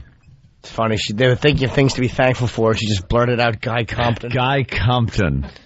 Compton, who could not be reached for a comment. Of course I can't. I'm busy. Is identified in court papers as an employee for Black Roads, Inc., a travel company that caters to outdoor enthusiasts. Yeah, he's all in shape. I'm Guy Compton, your guide for the day. Just use my mind on you. It was a bicycle excursion, right? Yeah. Probably Guy Compton said, there's no use for that seat. You don't need a seat. This will warm you up for what's going to happen to you later. For Guy Compton. Oh. Guy Compton plowed the wig off her. Guy Compton rules. He certainly does. Left that poor little Asian guy out in the cold. Oh, you know, he was awful. With that little, I'm sure. Just kissed her with his dry lips. Oh. Try to talk dirty. It was terrible. She's a Russian girl. She probably heard a white slavery ring. I mean, I'm just guessing, but... Yeah. A Negro. She needs somebody like Guy Compton. Yeah. He's in great shape in Arizona, riding a bicycle. He has good skin. I'm sure the Asian guy there didn't even come close to where he was supposed to be at that moment. I'm raising my hand. Yeah. We're missing all the obvious jokes. That's why we got the greatest listeners in radio. And we truly do. That's why we got this instant feedback. We know you guys are good for some great lines on a daily basis. Gas Buddha from Philly. The paper got it all wrong. She left her hubby for a guy from Compton. That makes sense. A Negro. Actually, that came in from a bunch of different people. Also, Bill from Waterford had that line. Let's say hi to Chris in Jersey. Chris, what's up? Hey, listen, let me get this story straight. He uses his brainwaves to make her scream? Yeah. Supposedly, she climaxes, and he doesn't even touch her. Uses his mind. And I don't think she's touching. It's just we want to know a little more about this. Has this happened to the ladies? Can this happen to the ladies? We need more info. Well, all I know is that he ought to meet my wife because she's always screwing with my mind. Wow. Wow. Chris, you were so excited too, weren't you? Well, can you dig that? I knew that you could. Guys, hold on. No. Oh, my, I tell you something. How did that not go in? Yeah. Razzle-dazzle. Yeah, that was a razzle-dazzle, of course. Yes, Jimmy. I wanted to reach into the prize closet. For that guy? I wanted to reach into the prize closet. You're not going to get the opportunity. We have a coroner's bumpy skull. He hung up on himself, and hopefully now he's just hanging himself. A pile of dung in there to give away. Joe from the Bronx. Yo. What's up with the Bronx listening to this show and loving it? I don't get it. I just want to say Guy Compton's a sexual Jedi. Sexual Jedi. Or she's lying. Maybe she's lying because... Well, that's why we need to hear from the ladies, Jimmy. Is this possible? No. I mean, look... You will have the big O. I will, I'm very good with my head. I am with my mind. Like, believe me, between the years is all I have going for me. Sexually, it's the only thing that really puts you over the top. So you can definitely use your head to bring a girl where she normally wouldn't go. Do you love the fact that no one's arguing with you? No. How can they? Usually you try to help your pal out and go, oh, Jimmy, that's not true. No, Here's what I'm thinking. You know what I'm saying. Here's Here's what I'm thinking with Guy Compton. You have to say it right. Here's what I'm thinking with Guy Compton. I think Guy Compton doesn't just stand there dressed at the supermarket with a girl and look at her and his eyes go all swirly like he's wearing x-ray specs and you know, the girls just start, you know, falling on the floor and, you know, you need a... Clean up in aisle 2. It's a mess over here. People are slipping. Looks like someone spilled cod oil. I'm sure it's not like that. But if you get this woman who's probably not been satisfied with her Asian counterpart there in bed in a sexual situation, she's nude.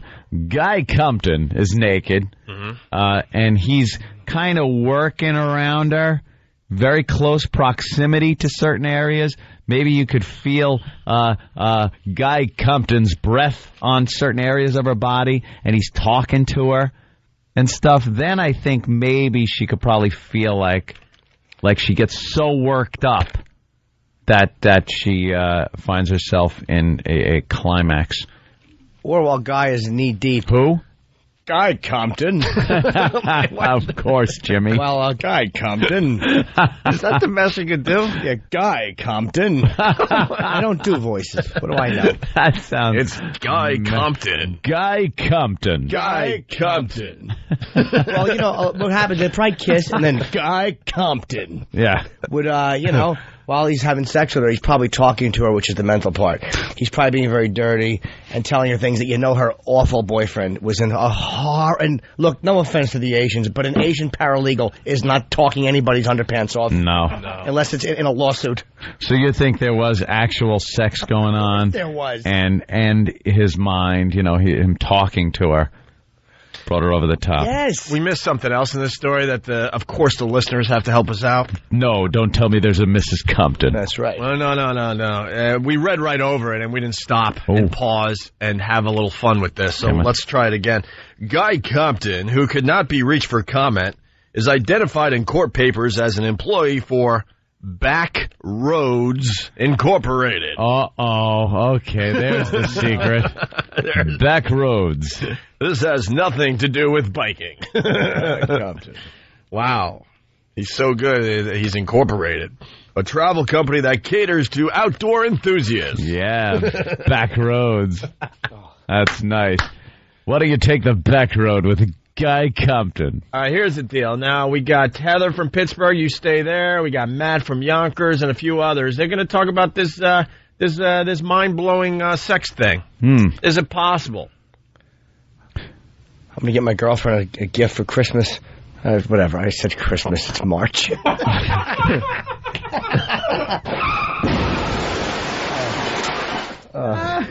I should just have my face smashed with a colostomy bag. All right. I'm hanging up on other people so we can get more people to stay on subject here. Back goes Griffey looking up, and it's out of here! Yeah! Or is it? No, it's off the wall. My mistake. Kiss my fat ass! Woo! All right. Yeah. All right, we'll go to the phones next. There's no real good way to do this, so just do what you do.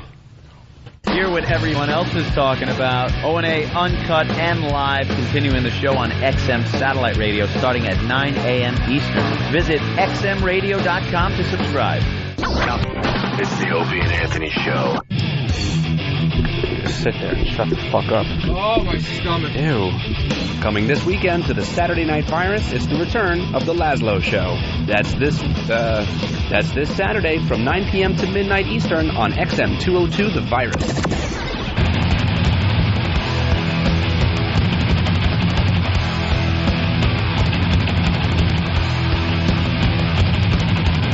It's the Opie and Anthony Show. A fine show today. Some days, not so good. Just the nature of the beast. You want when you're trying to throw 25 hours of programming out there every single week after week, year after year. Phone number 1-866-313-FREE. A lot of people want to talk about Guy Compton. The amazing Guy Compton who can stimulate a woman with his mind. Without even touching her. He's amazing. Try it at home, man. It's fun to say the name. Guy Compton. Guy Compton. Jimmy? Guy Compton. No, really try to say it, because it's even funnier when you really try. Guy Compton. Yeah. Now you're sounding all man. I need more. Just think Phil Hartman. I know I'm not doing the greatest Phil Hartman, but I got the I got the rhythm down. It's Guy Compton. I'm Guy Compton. Guy Compton. Hi, I'm Guy Compton. What's your name? You're shivering. Other scenarios where you want to hear the name Guy Compton. You want him to be your pilot. Right. I'm Guy Compton. Ladies and gentlemen, I'm Guy Compton on the flight deck, and we should be landing shortly. Hope you had a nice flight. Remember, I'm Guy Compton. And God bless America. Keeping you safe from the... Guy Compton. If there's a fire, that's who you want leading your group as you search for an exit? Right. I don't know what to do, but Guy Compton will. Guy Compton will get us out of this. Follow me, everybody. I'm Guy Compton. Would you follow Guy Compton or Steve? Oh, Guy Compton. Guy Compton. Then again, if you want to cheat on your math test, you ignore Guy Compton. No, you go to Chang Pong. Of course you do. You go for old, that rotten inadequate. Using his penis as a pencil eraser.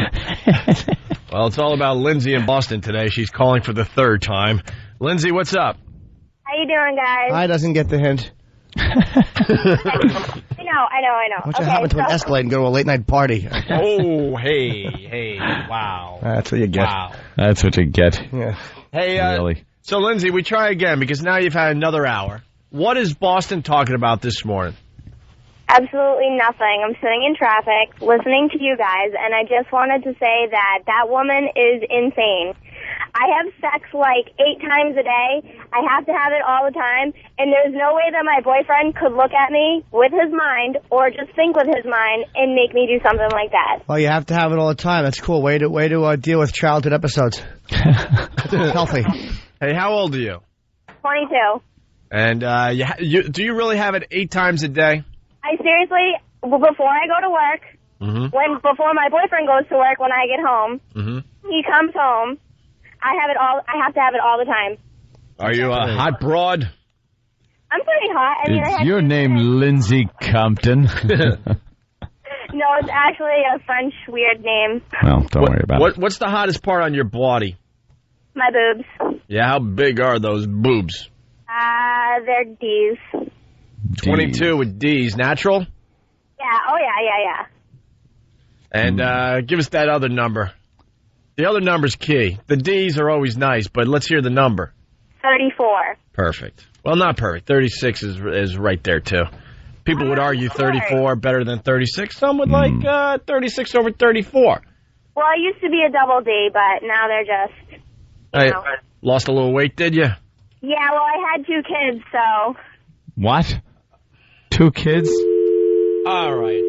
She's 20 what? 22 with 2 kids. Boy, what happened to her? Let's go to Matt in Yonkers. Matt, what's up? Salvi. Hey, good morning, guys. How are you? Hi. All right. How are you?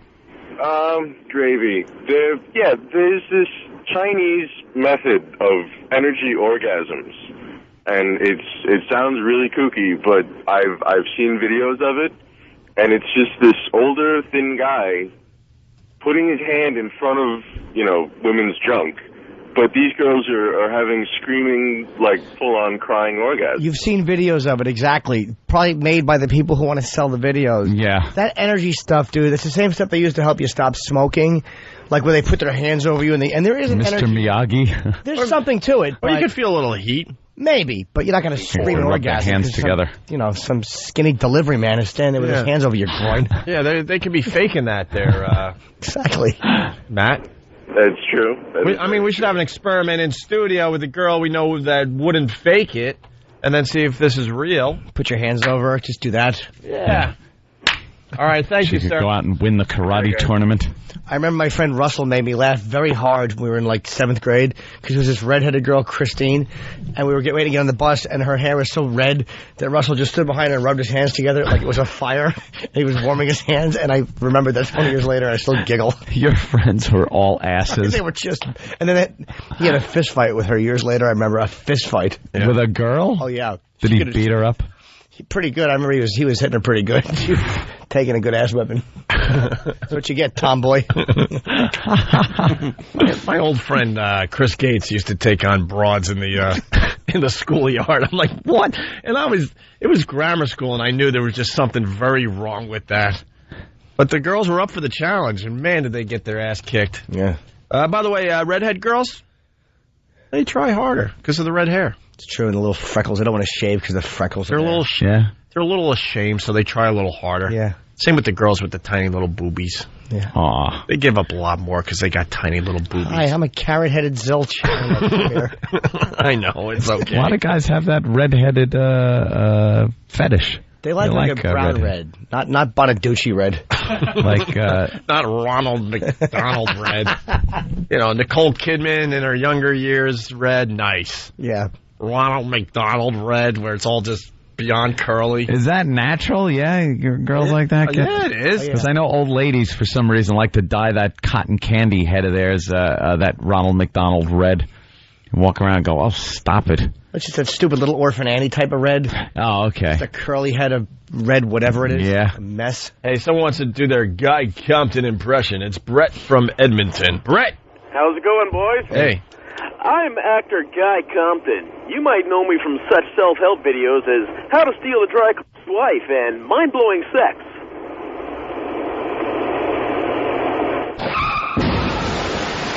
I gotta say for this guy, that might have been okay, but your phone crapped out. It was a dry blank's wife because your phone crapped out. Yeah. Yeah, but that was, by the way, the second bomb of the day, both from Canada. And you know what? We broke our rule. Yep. The rule is only one. You get one phone call a day, Canada. And we'll know, because that wacky accent of yours. I'm Guy Compton, eh? Hey, Guy Compton, you know. Let's go to Rob in Rhode Island. Rob? Hey, boys, what's up? Hey, Rob. Picture your grandmother naked being mentally stimulated by Guy Compton. No, you don't want to see that. I like Knock it that. out, boys. I like that you brought back the picture your grandma naked bit. I can picture Guy Compton. Picture your grandmother with Guy Compton. Uh-huh. The house dress is hiked up, and he's doing what you know he does best. And in a place she's never had it, and he's spanking her. Ooh. A really good spanking, and all you hear is her going, "Oh!" and the charm bracelet shaking. Let's say hi to Jared. Jared in Boston, what's up? Hey, boys. Anthony, you had a line that totally got nothing. Oh, what happened? Well, that 22-year-old Hua that called, she said, I had two kids, and you said, she must be from Southie. I got a good laugh. Oh, good, yeah. That was for you, Boston. All right, let's go to Maine. They have nothing better to do in Maine than go with this mind stuff. Yeah. It's Aspen. What's up, Aspen? Not much. How are you guys doing? Were your parents big skiers? No, actually, it wasn't. My name's Aspen Armani, which is pretty hot if you ask me. Aspen Armani. Wow, that's a stripper name. Is that your real name? Yeah, it is.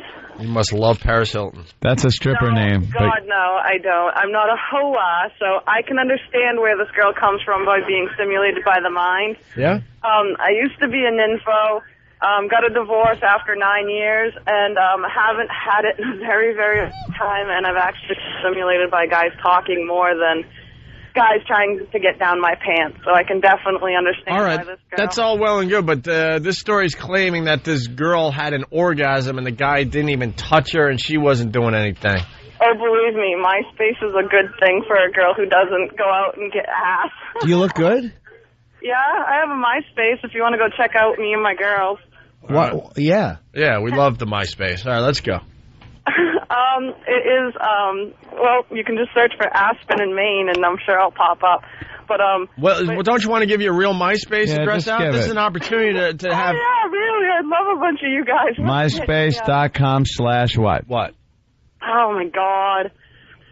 It's under my friend's name. It's myspace.com, Andrea Travis, Andria Travis. Hit me up. Oh, my God. All right, hold on the line. We're going to see if you're hot. You're going to take the MySpace challenge. Yeah, we have a Travis here. All right, hold on. And we got Teresa from Port Jefferson. Teresa. Hey, guys. How you doing? Good. So you think this is possible with the whole mind thing? Definitely possible. It's called phone sex. No. Yes, because he's using his mind, talking to you. No, man, it's a whole different thing. Oh, she hung up. Aspen hung up. Yeah. All right, Teresa. You got to be our friend to see any of the pictures. Oh, really? Yeah. That dumb thing. That. Profile is set to private. Profile set to private. I'm too important. All right. Why don't we move on to other things? We wanted to hear from the girls about this mind thing. Uh-oh. Does Kathy in Boston have something? Waiting. All righty. Wow, there's 4 girls in Aspen's picture. And you know what? I think. I hope it's not the one all the way on the left. I think there's 4 girls.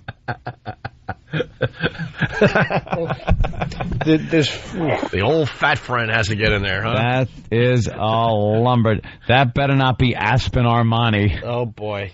I would say... Looks like she might have ate a moose. I'd say she's the second one in. I'm going to go... The one next to her, because she said she's Italian, and her name's Aspen Armani, and that kind of looks like an Aspen Armani. Yeah, she's got the nice eyes. The other one's a redhead that we were just goofing on with the hair. The red hair. And then the one all the way to the right looks like she gets along well with the one all the way on the left. I've never seen it. It's like 4 threes. No, that's not no, I mean, she's like a mess. The second one in isn't bad. Like Aspen Armani. I need to. I'll go. We got pictures of 4 girls. I'll go 2, 6.5, 6, 2. No, you can't go 2 with the one on the left and 2 with the one all the way on the right. 3. You got to give her a 2.5 or something. All right. A little more than the one on the left. Or just put the one on the left as a 1. Let's go to Kathy in Boston. What's up with Boston today? Hi. Bruce Mitten says we suck. I don't understand all these phone calls from Boston. Boys, I have some advice for you. Go after Shut yourself. up. He said that? Oh, he sent some dumb email. As a listener, I'm not feeling it lately. Well, you're also pushing 60. Get lost. Feel it. You didn't feel it when we were freaking trying to do a talk show back in the day when you were the GM. Shut up. Grab a phone book, put it in your driver's seat, and drive into an abutment. Go play golf with Greg Hill and leave us alone. And then he emails Super Agent Bob Eatman. Go away. We're doing just fine without you. We've done just fine without you over the years. Where he sent you guys an email or like a mass email? It was to myself and Anthony. Just garbage. Don't hear from the guy for a year, and then he sends an email. I'm not feeling it as a listener. I see ulterior motives. Of course. He's affiliated with somebody. Kathy, what's up? I just got to say, the thought of having sex with my boyfriend gets me a little bit excited. Climax, no. Excited, yes. Yeah, see? It's a build-up. Yeah.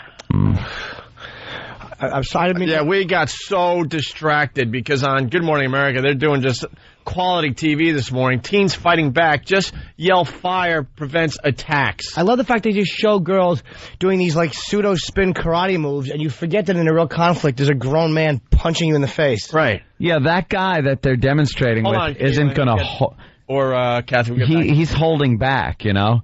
Now grab my arm. Okay, now twist. Well, what they showed was a girl at an ATM. Yeah. And, next thing you know, a really big guy approaches from behind and grabs her neck.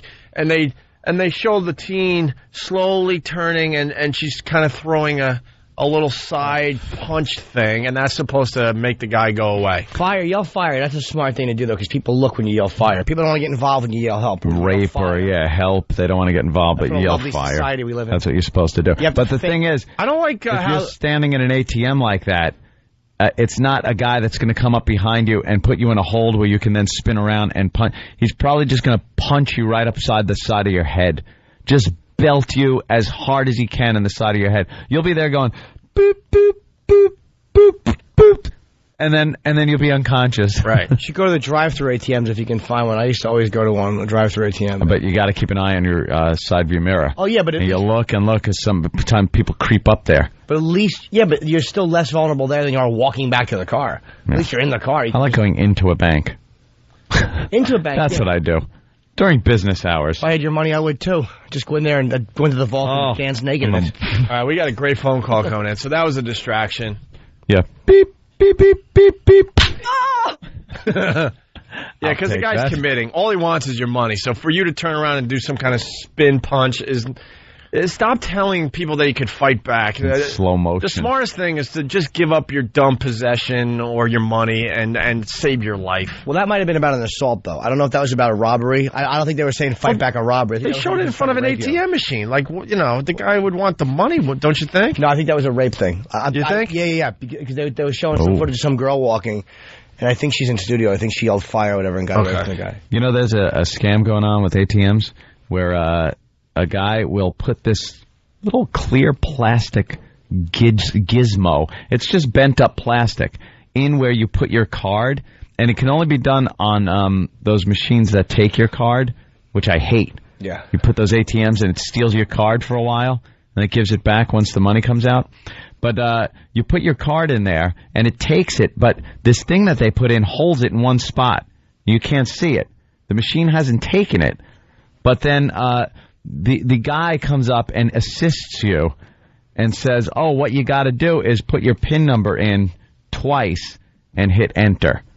And then he stands watching over your shoulder as you do it twice. Who falls for that? Exactly. crap? That's what I said. But they people do. fall for it. And then the card doesn't come out because it's being held by the little gizmo.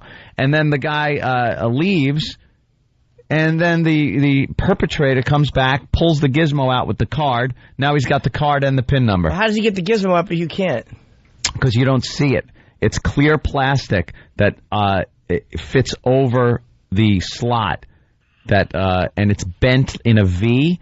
So the V fits all the way in the slot, and barely a little ridge keeps it from sliding all the way in. And when you put your card in, it grabs it, but the little V piece of plastic holds it. Yeah. It's one of these, little put-together scams. And then all he does is pull this plastic piece out that looks like the faceplate of the thing you're putting in. Putting the card in, and he's got the card and your PIN number. Who's standing there, though? Oh, that's the scam, too. He goes, that's it. Sorry. It takes more fingers than just your own to do this. Oh, so he goes, I have to hold down these buttons. You hold down these and put your PIN in with the other hand. And people are buying into the fact that there's an ATM expert just waiting. Knowing that there's going to be a problem. And that's why he's got to stand right over you, is because he's got to hold a couple of buttons. You got to hold a couple and then put your PIN in. And they don't want to be rude because someone's helping them. Yeah, they're helping. You know what, though? If you're that stupid, then whatever. You deserve it. You deserve your bank account emptied. I just got an email from Pal Talk, not Pal Talk, PayPal. It said, here is a new address has been authorized for your account. And it's got the address, and of course it's not my address. I got that one too. Did you? Yes. And then it has, click this link to verify address. And you look and go, that's not my address. Who's my account? And instantly I know it's a scam. But you look at the link, you put your cursor over the link, and you see it doesn't even go to PayPal. It goes to some numeric, whatever they call it there. IP, yeah. Mm-hmm. It goes to some numeric thing. It's not even the right address. And it goes to a page that looks like PayPal, that has a login page, and you're supposed to put in your name and password and hit send. Who's falling for this crap? You almost did, and we had to tell you this is a scam, Anthony. Well, yeah. I wanted to be helpful. Hey, this is all well and good, but this guy, Rick from Long Island. Rick. Hey, what's up, guys? How's it going? This could be the phone call of the day, and you could get a prize if you do it right. Oh. This is the challenge I have for you today, Rick. What you're about to say, if you say it as is, no one's going to hear it.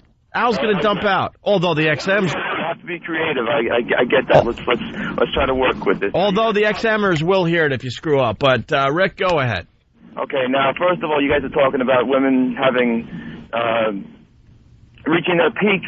Yes. That's good. Right there is good. Reaching their peaks. Without any physical involvement. Right. Okay. And as far as a mental situation, okay.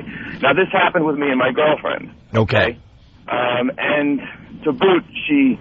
let's say, you know when you have a squirt gun, and but you have a squirt gun, and the squirt gun can go. Well, there's that situation as well.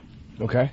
So when she does reach her peak, there's a squirt gun involved. Anyway, that's how I know it was pretty amazing. B-Rock, make sure all this is going through. I got a prize for the guy if he does this successfully. I'm gonna maybe. You might be out already? I'm a little leery that he's still in. I'm a little leery that he's still in. All right, let's go, Rick. Okay, so you're with me so far with that. Now, I like the type of stimulation that, let's say, two men like sometimes. Okay, fair, good. All right, so far one dump. They didn't like your analogy. No, your analogy wasn't going to work. All right, well, can you say this? Like after you have a certain, let's just say you have a good time together, your bed looks like a tsunami hit it. That can mean anything. Yeah, I like that. You're watching a movie and you reach for your beverage and all of a sudden it's spilled all over the place and your bed is soaked because you spilled. We have no idea what happened, right? Actually, your wife spilled all over the bed. She reached over for something and her cup fell over. All right. Hey, Rick, why don't you just leave it to the professionals here? What Rick wants to tell everyone today is that his girlfriend was doing him with a strap on and she orgasmed.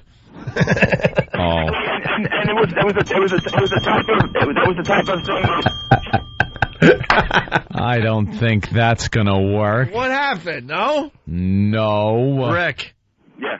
Yeah, we're having a tough time with your phone call, unfortunately. I still think he should deserve a prize, though. He's not an FCC expert. He did okay. Well, basically, yeah, but we need to... Anthony, you're very good. What's the deal? Make it as vague as... All right. Rick and his girlfriend were being amorous with each other. Mm-hmm. She was using something that almost looks like a parachute harness. Without the parachute or the pesky shoulder straps, just the one part. And instead of a ripcord, there's something else hanging from it. Yeah. And she apparently and Rick enjoy this type of action, where she gets to see if Rick has a bald spot. If what's good for the goose is good for the gander. Right. And she... And this guy gets her so worked up that she winds up having a perfect time. Yeah. Which is with no involvement from herself or him. No, just the plain fact that she's doing this. Yeah. And helping out her boyfriend Rick. Yes. That she just... Yeah. And she winds up spilling her drink all over the place. That's right. There you go. Who knew she was drinking sardine oil? Hey, Rick, you like Bob Saget? He's all right. Holy crap, have you ever seen him do stand-up? Never. Are you a fan of stand-up? Yes. I'm going to do you the biggest favor today. You're going to be really surprised. He was on the O&A Traveling Virus comedy tour last year. He's going to be on it this year. We're going to announce all the dates when we do the Vegas show, April 14th at the Hard Rock Hotel and Casino. Tickets still available, by the way, Jimmy, through Ticketmaster.com. All the info's up on our website, but we got like 9 comedians. We're flying out to Vegas, doing the show on the 14th, having a press conference, and we're going to announce all the other dates. But don't pay attention to all that because I don't want to confuse you. We're going to send you to see Bob Saget. Excellent. At North Fork Theater, Friday, April 20th, okay? Awesome. I'm telling you, and then you're going to call me or call us on that Monday and thank us because I'm telling you, his stand-up is unbelievable. You're going to be very, very surprised how dirty this guy really is. Yeah, I've heard good things. I've just never seen, but that's awesome. That's great, guys. Thanks. All right, hold on the line. We're going to get your info and send out the tickets to you, okay? Okay, cool. Thanks. All right. There goes Rick. Did we get the story out there? Yes. That's pretty... I think that would... That gets you going a little bit, that she gets so into that she's, you-know-what. She's just in a froth, like she can't believe she's doing what she's doing. See, the thing is, like, I told you one time when I was in Vegas, there was a dominatrix I used to see, Nurse Pig. And that was the name she would use. Her name was Nurse Pig? Yeah, she would come out of the bathroom in a nurse's outfit. And I believe that she really didn't have a medical license. I questioned her. I wanted her to dress like a male nurse and smother me. Did I ever use that joke? It's one of my favorites. She was 300 pounds. Her name was Edward. She had a beard. And she made me pretend I was 80. And then the angel of death put me out of my mercy. Put me out of my mercy. Out of your mercy. So a nurse pig came out one time in a nurse's outfit, but it's somewhat unicorn-like. Right. And, doing her best unicorn impression. And boy, guess where she wanted to sprinkle fairy dust?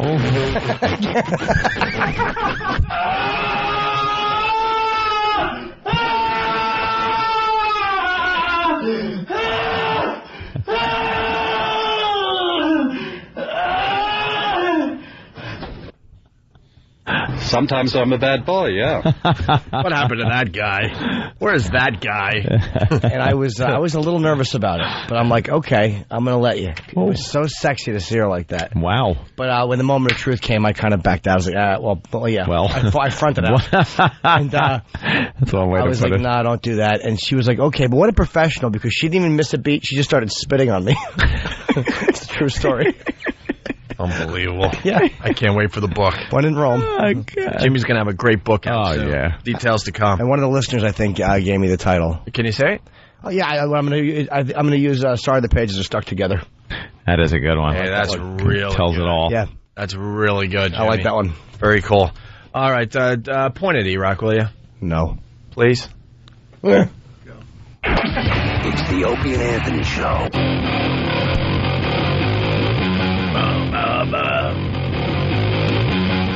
All right. We're rocking. It's the Opie and Anthony Show.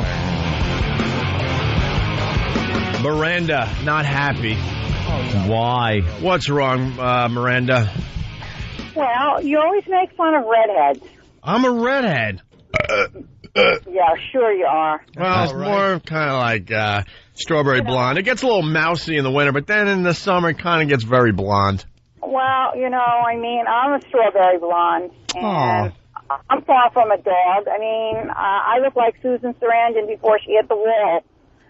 She hit the wall 20 years ago. Heck, what do you look like in Rocky Horror? Shut up. No, I'm talking about when she's in Bill Durham.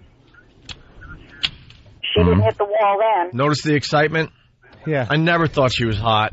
You must be popular on Match.com. A young, virile Susan Sarandon. No, I'm not on Match.com. She had saggy boobs at 25.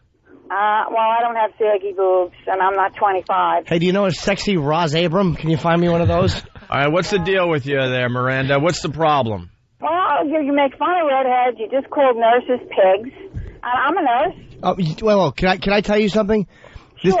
This is why you're irritating me. And this is why you're a nurse, by the way. This is why you're not a doctor, because you're kind of stupid. Nurse Pig. We weren't calling nurses pigs. Nurse Pig was the name that this dominatrix would use when she came out in her nurse's costume. That was her name that she gave herself. That's she what said, Jimmy Hi, said. Nurse Pig is here. So you misunderstood. I misunderstood. Yeah. Redheads are pigs. I went through a dead block in radio. But I apologize. I do enjoy you guys every day, I have to say. Do you really? Where are you calling from?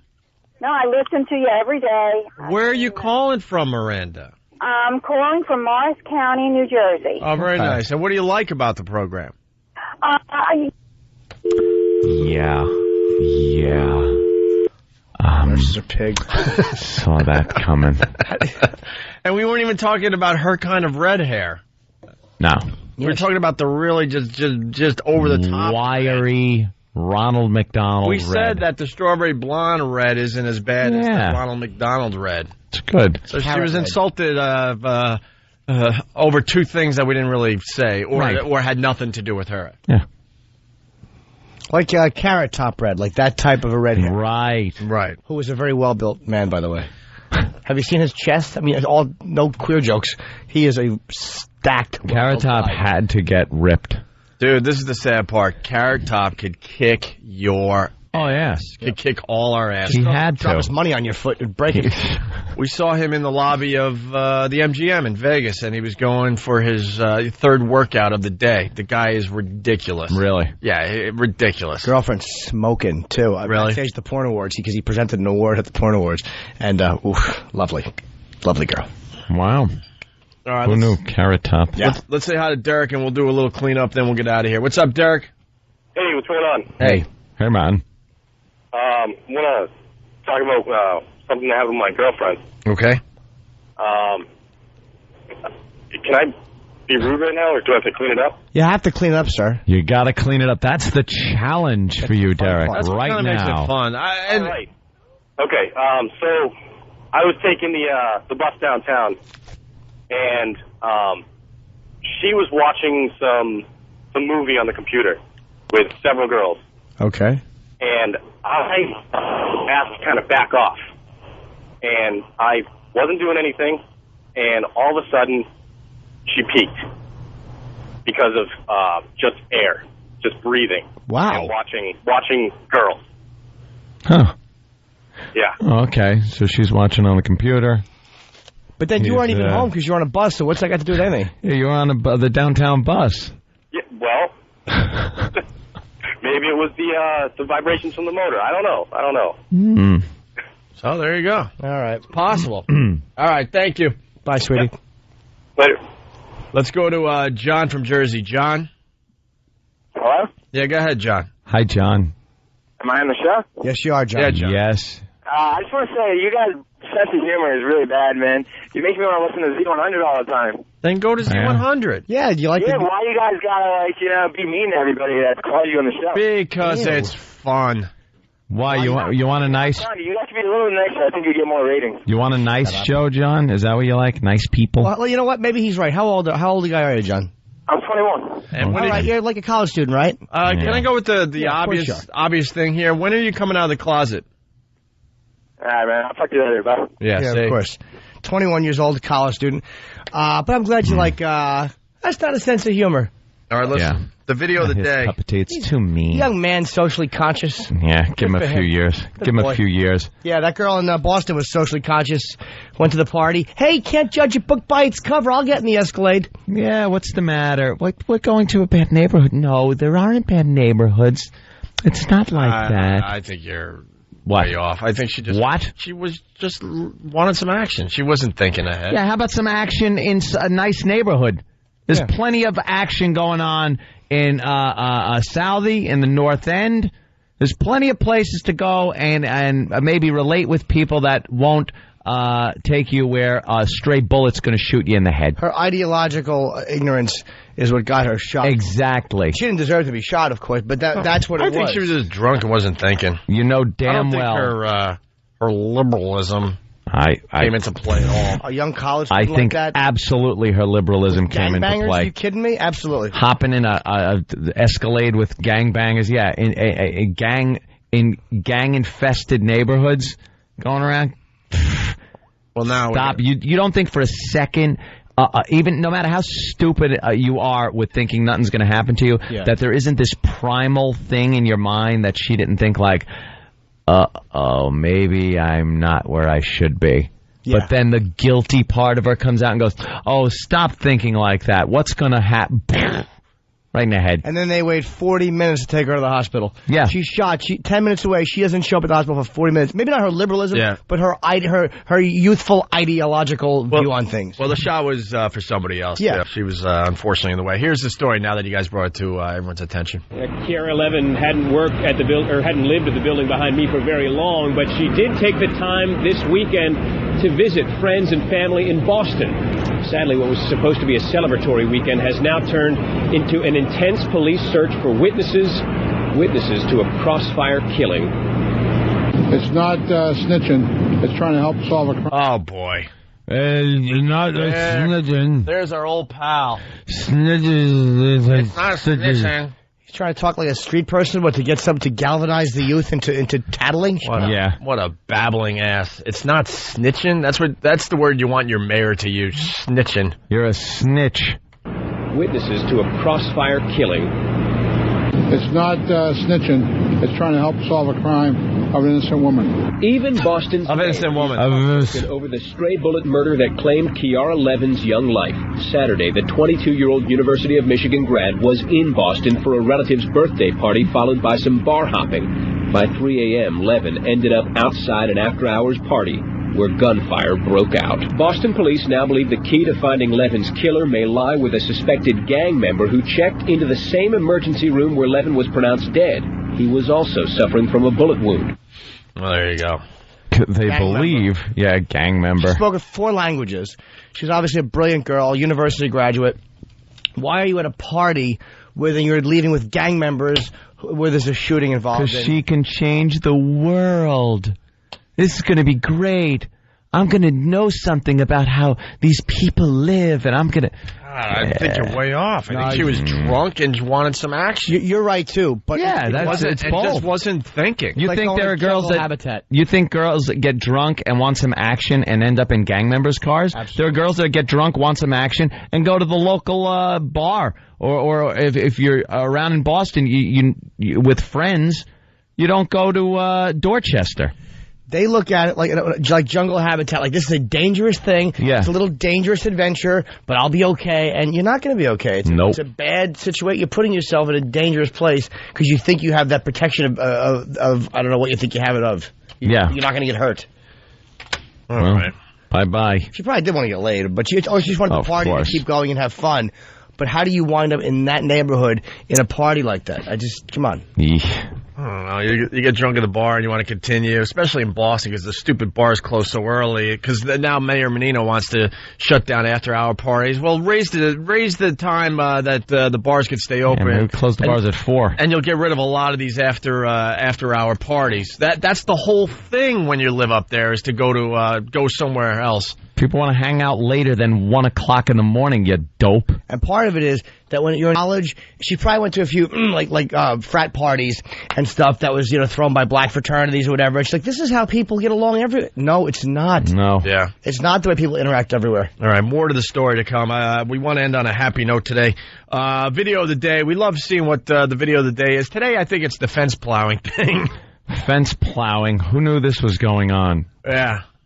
Gotta love the kids. Back in the day, it was just smashing mailboxes before video cameras. Driving through people's backyards. M80s in mailboxes. Knocking down mailboxes. Maybe take a little toilet paper to someone's front yard. Yeah. Throw it around in the trees. But, man, the kids, they're very creative today. And the new rage, I guess, or they're trying to say it's the new rage. I haven't been able to throw this in a search engine yet to see how many videos are out there. But they're talking about fence plowing. And this couple out there on, I think it's Long Island. Yeah. These kids have targeted this same fence 9 times. 9 times. You think the homeowners at this point would have learned their lesson and maybe have some kind of steel fence behind the fence? Something, yeah. Spikes. Yeah, something fun for them to roll into. Well, fence plowing is where, you get brave enough. Here's a big guy doing it right here. Blam! And you go running as fast as you can right into a fence and just take the whole thing out. And they videotape it and throw it up on YouTube and Break.com and such. These guys are idiots. It's hilarious, though. Throw fence plowing into the search engine. E-Rock's doing it now, and we're watching this really big kid just go plowing through the fence. And sometimes it doesn't work too well, and you get pretty hurt. This guy. That one, the slats broke, but the main little beam across the fence section didn't break. Yeah, and look at this big guy. Chugga, boom, right through it. White people are just... Black kids, no wonder they hate us. This is definitely stupid white kid prank. Just crime, white people running through a fence. Yeah, what are you going to do? And it started with just some drunk kid going, I bet I run right through that fence. Yeah. Oh, go ahead. Hey, that's funny. Let's do it again. Because let's videotape it. You know why? Because kids are just bored. You get bored? Yeah. Jeez. You get bored that you got to do something crazy. Fence plowing is moronic. I think we could squeeze this in really fast. So here's the story. Teens call it an extreme sport, but it's destroying private property. Fence plowing has reared its ugly head again, this time in Westbury, Long Island. Thousands by right through the fence. Just watch and listen as Charles Castorina describes the neighborhood kids destroying his fence. He's been hit 9 times. It's costing him time and money. It takes about half a day to just put up one panel. You know, it's not. It looks easy, but it's not. I would say between $2,000 and $3,000 to replace it. How great is that? Is it gold-plated? It's a fence section. Yeah, they're just stupid. They keep putting up another weak fence that these kids could just plow through. Yeah.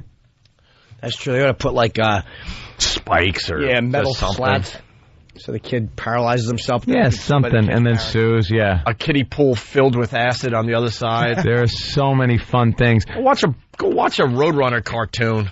You'll get some ideas for Here it is. What should be on the other side of the fence. You dangle those triple hook fish hooks by fishing lines from the top of the fence down, and then when they bash through it, they just get hooked with the fish hooks. Why wouldn't you do that? And then videotape it, like sit out, videotape it, and then as he's hung up in the hooks, you go up to him and just go, as you videotape him. Yeah. Oh, would that be a laugh? We're running out of show. We got 45 seconds left. No. They explain the whole fence plowing phenomenon here. The concept is simple. Run at a fence at full speed and pull your body through. It's cost many sleepless nights for his fiancée. I was just going to bed, and it was like 12:15, and I heard, I said, oh, that's the fence, and I got up, and sure enough, that's the fence, because you recognize the sound by now.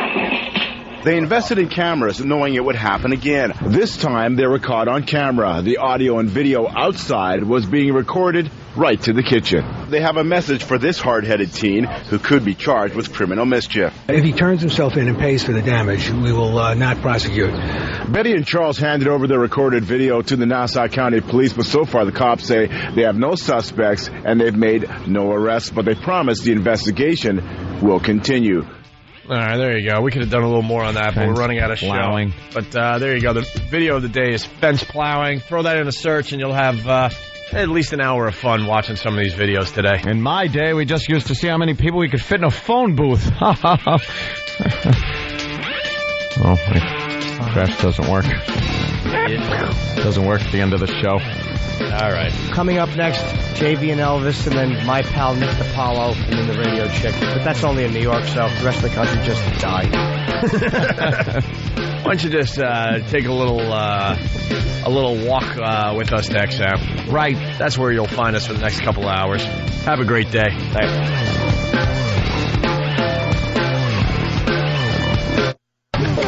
It's the Opie and Anthony Show.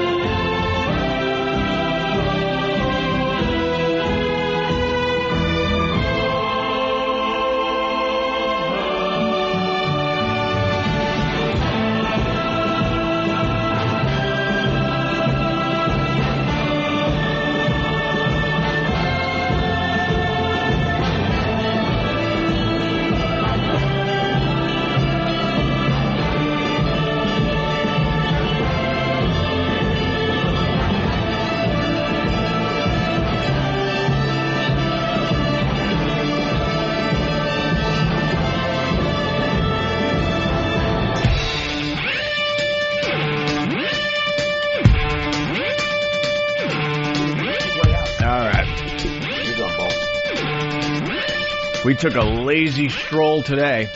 Beautiful out there. Oh, finally. It's going to be 75 today, they're saying? They changed it. 75 degrees. Changed it to what? What's that? Jimmy's such a liar. He's just a liar. I love that Jimmy's a liar. No, they did change it. They said it's going to be something. Did they? It's going to be something, all right. I was talking to the guy. People are saying. I heard people talking. Yeah, 75. All right, so fence plowing. There you go. That's what the kids are doing today. Is that what we were yapping about? Yeah, that's how we ended the other show, which is the same show for you people. I was listening to the best of. There we go. Coat's off. I was listening to the best of when we were waiting to start the show. Me and Dan were laughing. It was the dolphin retard bit. Oh, that's a great bit. Where they use the dolphins to kind of help educate the retarded people, and all me and you were doing is just making horrible retard dolphin jokes. Oh, we were awful. I don't remember that one. It was hysterical. You know, the 11 a.m. hour is becoming really good, too, because it's all that old stuff from NEW days. What are we playing today? Do we know? That, too. We should start promoting it, because it's really, really good. I listened to some of that when I'm driving home, and I'm like, oh, my God, I don't fucking remember doing this. I'm sitting there sometimes going, I wonder what's going to happen next. And we did the bit. Yeah.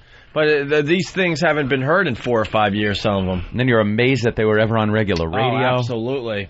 God, what we were saying, just calling people twats. All right, let's stuck my junk in her ass. Like, shit like that was said. All right, let's get right back into it. Let's talk about girls licking guys' assholes. All right, Jay in Wisconsin. Is that what we were talking about? No beating around the bush over here. What's up, Jay? Yeah, you had a life-changing experience last night. You had your ass eaten? Yeah, the old lady was kind of eating my ass last night, and she kind of got a piece stuck between her teeth, and she doesn't really have a gap in her teeth. So I was bleeding pretty profusely, and it's not exactly something you go to the doctor with. Wait. My brother's an EM. Whoa. We got a yield sign here. Slow down. What's up? What got stuck between her teeth that made you bleed? I have no idea. I don't see it. Wait, you were bleeding, but she had something stuck between her teeth. Yeah. Did she rip a hair out? No, it was like the chunk of skin around the old cornhole, I think. Like a hemorrhoid or some type of anal fold? Like a fold, I guess. Like you know how you got a pucker? Like your asshole's a pucker? So one of those little wrinkles got stuck in her teeth and made you bleed from your ass. Wow. Yeah, or she probably had like one of those sharp teeth or like a little jutting thing out of her teeth or whatever and just ripped your asshole skin. Oh, and it was brutal. And like it's the skin of a grape. You go to the doctor Christ. Who's your wife, Steve Buscemi? Why would you go to the doctor for that? It couldn't have been bleeding that bad. Oh, it was bleeding pretty brutal. You would not believe how much blood is back there, man. And what did you say to the doctor? Because that's like coming in with the old trophy up your ass and saying, well, I was changing a light bulb. No, I didn't. I wasn't brave enough to do that. My brother's an EMT, and I called him, and, I'm, really, really nervous about trying to explain how this happened, so I kind of told him that I caught a nail climbing over the cattle pens. And, he didn't really buy that too much.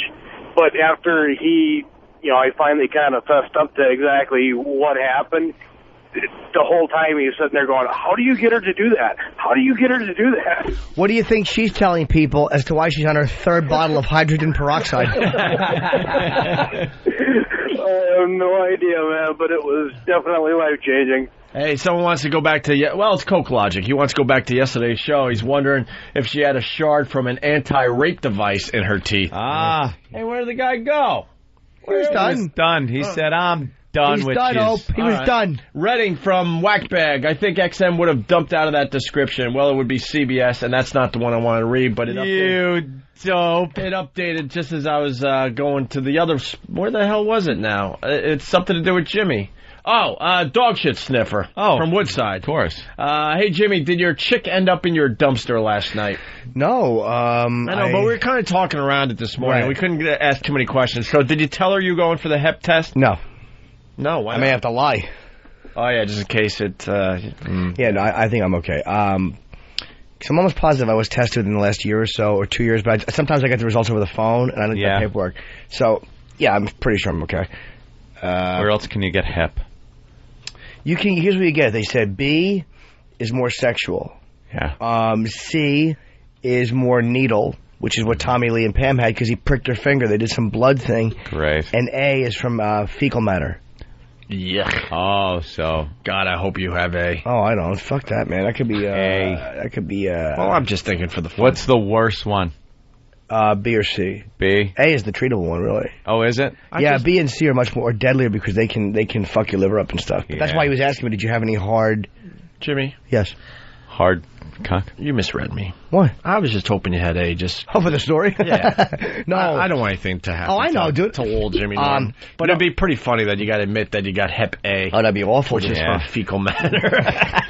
Well, that's. Well, do you understand? That's why she's worried. Like, I mean, and I don't know why. I think my feelings were hurt. Like, I don't know what was wrong with me. Like, why was I annoyed at her? I don't know. Because she didn't do anything wrong. She's healthy. Yeah. Mm-hmm. Hey, really fast, then we can continue with this.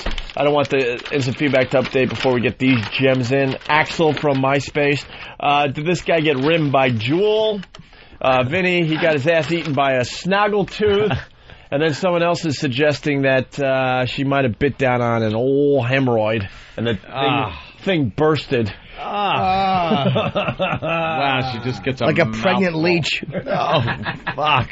Or a tick. An engorged tick. I want to thank Jimmy for the subject at hand because we have another guy that got his ass eaten last night. Matt in Indiana. Matt? Hey, what's going on, guys? Hey, first, congrats, Matt. By the way, someone else is acknowledging it's Howie from New York City who love pad data, ass eating. Is that what it says? People are driving with ass eating, and they spelled it right too. Emblazoned on their dashboard. Yeah. I invented ass eating, Robin. Ooh. Anyway, what happened? Little Norton will like this one. My wife surprised me one night on my birthday. I came home, and one thing led to another, and two of her friends walked out of the closet, and as my wife was eating my ass, the other one started sucking my balls, and the third one was sucking my dick all at once. I don't believe it. I don't believe it. I don't either. 3 lucky girls in one area? God's honest truth. And all I could think of at the time was, oh, God, Norton's going to be proud of this one. Here's the thing. Is your name Guy Compton? Yeah. Oh, man. Wasn't that? I don't know. I just thought I had to share that with you guys. I don't know. Yeah. Then what happened? They all yelled, I guess, and said, good to the last drop. What an ass. All right, I'll give him that one. I used to date a girl. I got spoiled. I was dating a girl who she was a really submissive, sexy girl. She liked her hair pulled. And I liked to put her on her back. And she was into ass eating. And fucking, there's nothing better than you straddle a girl's face. And I mean literally to grab her hair and put on her back. I'm getting a rod. Jesus. And put your ass on her mouth. And again, I'm clean. You got to be hygienic. Hygiene's very important. As much as we joke about shit in the mouth, and oh, sure, it's fun at a party. But I mean, when it really comes to having my fucking asshole swabbed, cleanliness is next to godliness. Yeah. Continue as I eat. And that's as long as I don't have mushrooms. So I would. I got a mushroom. Look. You got a shroom in there? Oh God! Enjoy it. Have some pennies for a chaser. But this girl, she was really sexy. I'd put her on her back and then put my ass on her mouth and fucking just smother her, and she loved it. And then she would do the same to me. See, like I said before, I can't. You're saying hygiene and everything, and that's fine and well. I don't care how well I clean out a toilet bowl. I'm not going to stick my face in it. Oh, dude. It's as far as that goes. It rules. No, I'm never, I'm always up for anything. but I wouldn't want to subject a girl to that type of thing. Well, my ass is not hairy, and it's clean. I mean, you're an Italian. You might have like a fucking, you might have a hairy, your ass looks like fucking the big ragu from Laverne and Shirley. the Shirley. big ragu. Every time you bend over, I hear rags to riches coming out of your jeans. Yeah. Hey. Laverne and Shirley. Shelley. Jay from Missouri on the instant feedback. Who knew that eating ass can give you hep? Jimmy's girl is out Googling dangers of eating ass. Yeah, well educated. Hep A, it can. And I learned that years ago from a gay guy, and he was a comedian, and told me, you can get hepatitis from eating ass. It was actually an offer.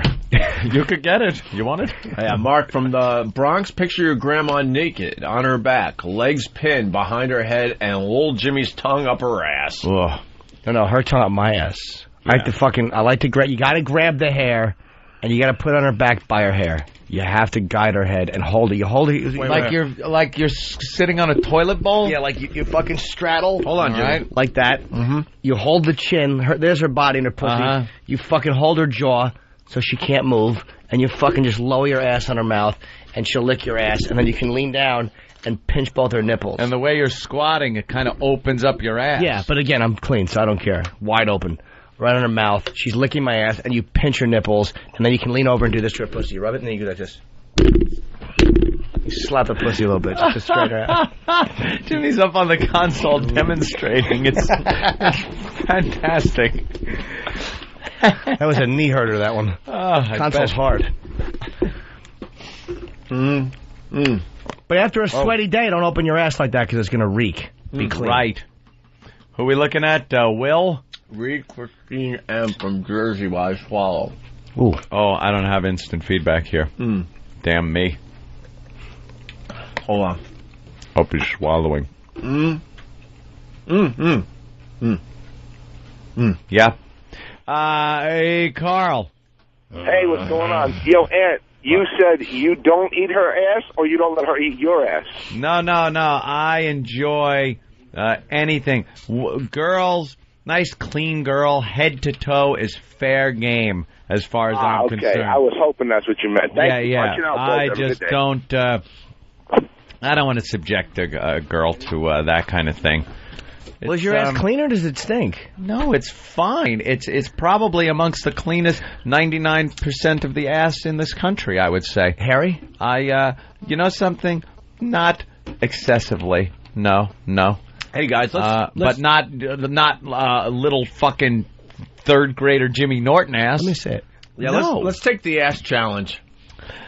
We will not be doing the ass challenge. Why not? Jimmy shows his all the time. Who cares? It's an ass. Because Jimmy has the ass of a young boy. Hold on. I'm just going to throw this out there. We got about 15 guys on the payroll. Who else wants to take the ass challenge? Taking the ass challenge. Something tells me that Travis's ass. I don't know why I suspect. Because he's fucking 10 and has a full beard that grows like... It grows like a biker's every day. I think he has ass hair that if he doesn't brush it aside, it's like shitting into a net. I think he has to actually pull his ass hair. I think he has to pull it out and drape it over the seat onto the floor like Crystal Gale hair.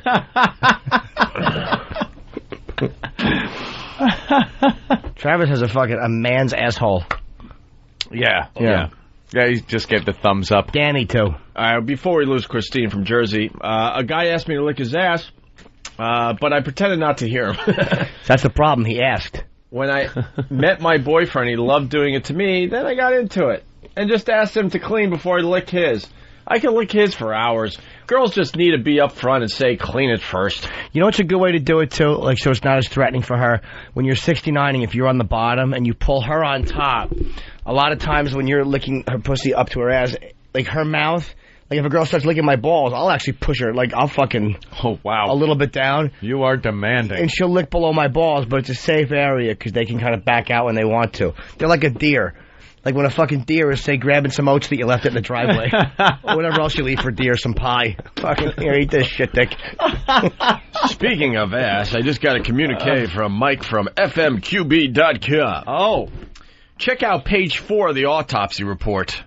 Yeah, we forgot to mention this morning as far as Anna Nicole Smith goes. Why? This was in the autopsy report. You might have heard by now. The anus is unremarkable. That is actually in the autopsy report for Anna Nicole Smith, because they got to take a look at everything. They look at everything and talk about everything. And they have to describe everything. What about her vag? And yeah, that's what we want to know. Does it say anything about her vagina? What was in there? Well, who was in there? Well, Dr. Bumpyhead said the anus is unremarkable. Wow, you know what was in her pussy? They found semen and a signed Mickey Mantle baseball. Fucking whore. All right, and we don't want to lose... it's just like Marilyn Monroe. This is such a terrific topic. Let's go to Will the trucker. Will? Hey, boys. What's up, Will? Not much. I was just going to let y'all know, me and my wife, we got the kids' swimming pool in the backyard, rectangular shape. And at night, during sunshine, we'll jump in the pool, and I'll munch on her while she's kind of straddling over the wall of the pool, and then she'll reciprocate. In your kids' pool? Well, it's everybody's swimming pool. Dude, I used to get fucking... Here's the thing. You'll be over the edge while she's licking your ass? Yeah, leaning over the wall, inside, leaning out. Fucking one of the sexiest things I ever had happen to me. I used to get massage from this girl, and she had like a mouthful of spit, man. She had a really she was sexy, man. She had good breath. She was sexy. Really, I like spit. It's like kissing. When you're kissing, that's all you're doing, man. That's gross. Don't suck boogers up. No. But just a regular mouthful of spit with no booger sucking. Right. That's crucial. Only saliva. You can drip it right in my mouth, man. If that's a kiss, you're swabbing spit. Yeah, it's different though. Once it hits the air, it becomes something else. It doesn't hit the air. You fucking hold whatever. But I would fucking this girl because she would lean in and spit in my mouth. And when she was massaging me, she went, "Oh, come on, get up, baby." And I'll get up. My ass was wide open, and she was fucking behind me. She was licking my ass, and she would open it and spit in my asshole. And then she would the thing she would do with your dick. Like, I'm on my hands and knees. Listen to me. I'm on my... You've told us. Hands and knees. My fucking face in the pillow. I know what you're about to describe. Do you? What? You told us once. Well, this girl... She pulls it backwards. Yeah. But she would fucking... Before she would pull it backwards, she would take her fingers, and my cock is dangly, and she would tickle she would just brush the head like little brushing moments like you would an egg. Like a Fabergé egg. Right. And then she would say fucking filthy things, like when she tugged my dick back, like she would say, like, call it a fuck stick and a meat pole. Oh, she fucking sexy, man. And she'd spit in your asshole. What is she supposed to do? That was a huge turn on? Dude, I can't tell you the loads I shot with this silly goose. There's not many things that bother me, but the spit thing is... In the asshole, though? Someone wants to spit in your asshole? Ugh. Just spit in general. Really? Is that your thing? Okay. No, even the non-sexual just spitting is like, ugh. Oh, yeah. I don't suck up boogers and spit. That's nasty. You'd be surprised how many girls want their mouth spit in. Jimmy, can I get through this before you continue? It does look like coagulated saliva. Oh, big loogie. That looks like the saliva that would collect in someone's cancer bag if they had their jaw removed. Awful me from Baton Rouge. Message from Elo. Ass eating is alive and well on XM 202. Elo's an ass eater. He has to be. That's why he has the ties to wipe his mouth when he's done. He fucking eats ass in every city in this country. There's no doubt in our minds that Elo's into some stuff. Oh, he's a fucking ass. He's into something. He puts that on his resume. All right. Kiddie Pool. Are we done with Kiddie Pool ass eating dude? Yeah. Kiddie Pool ass eating dude. You all right? Yeah. Right. We're done with him. All right, thank you, sir. Thank you. What's out? By the way, we haven't forgotten about Dice. I guess they're really beating up his MySpace page pretty nicely these days. Yeah. I say that because instant feedback just came in from the wrong kind, Frunkus, from Paul R. Nelson's Wisconsin. He writes, pest opportunity alert, Dice is going to be on the Tom Green video show. Wednesday night at 8 p.m. Pacific time. Online? I think they already taped that, by the way. Yeah, Dice is just setting the world on fire. He's doing internet TV shows at this point. Online, huh? It might be too late. It might have been taped already. Good luck. Coke Logic asks, Ope, how do you jerk off if you don't spit in your hand? Ew, I never spit in my hand. No, I don't need the lube for that. Fucking Rikers. You ever smell dried saliva? It fucking stinks. You don't need anything. You're controlling your own movement. You could get it just right. Where, you know what I mean? You're not grasping too hard or anything. You're just adjust tension, speed. I prefer lube. Gription. Fucking Eros. I think you'd always prefer a little lube, but in a pinch, you know. You spit? No, I would never spit. Wait. Did little Jimmy mess up? It's very rare when he does. Impossible. Matt the trucker, what's up? Hey, where's the little meatball? Right here, buddy. Let's see. Marilyn Monroe was married to Joe DiMaggio. Oh no! That was not a baseball error. That wasn't about Mickey Mantle. Mickey Mantle was a purposeful reference. I didn't mix him up with DiMaggio. I only said just like Marilyn Monroe and the way people look at her. That was a coincidental tie-in with baseball, not. Okay, my mistake. That's all right. Yes, and a big one. I was just saying that Marilyn Monroe was an actress. She serenaded Kennedy. She did all these things, and this was just a chick who fucking showed her twat in a magazine and fucked an old guy. Yeah. And had an undeserved television show. She was a train wreck, and that's why people liked her. She wasn't talented. All right, they're saying that Anna Nicole's vagina was wrinkled. Unremarkable and wrinkled. Normal and wrinkled. Chris in Albany, what's up? Hey, boys. Hey, Big Dick Daddy. What's up? Hey. Hey, got a surprise attack ass-eating story. I was having a threesome that me and a buddy hooked up online with this girl, and he's banging her, and she's blowing me. Oh. Sorry. I'm serious. And this is for real. And all of a sudden, I feel this tongue on my ass, and it's her eating my ass out. I remember years ago, the girl who I actually fucked in the ass and got shit all over my dick and had to towel it off and throw the towel on the street. That same girl. She was a girl. This is the way how you tell these things. And will that be in your book?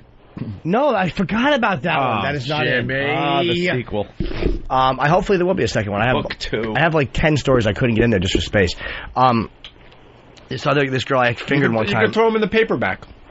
Oh, you can make more, right? Yeah, you can. That's how you sell the paperback. Oh, you got to give them extra material. Extra material. All right, go ahead. I was fingering her ass one time, different occasion, and I got all 4 fingers in there. Not my thumb, but I was going back and forth and in and out, and she liked it. And my fingers, I pulled out, and had blood on my fingers.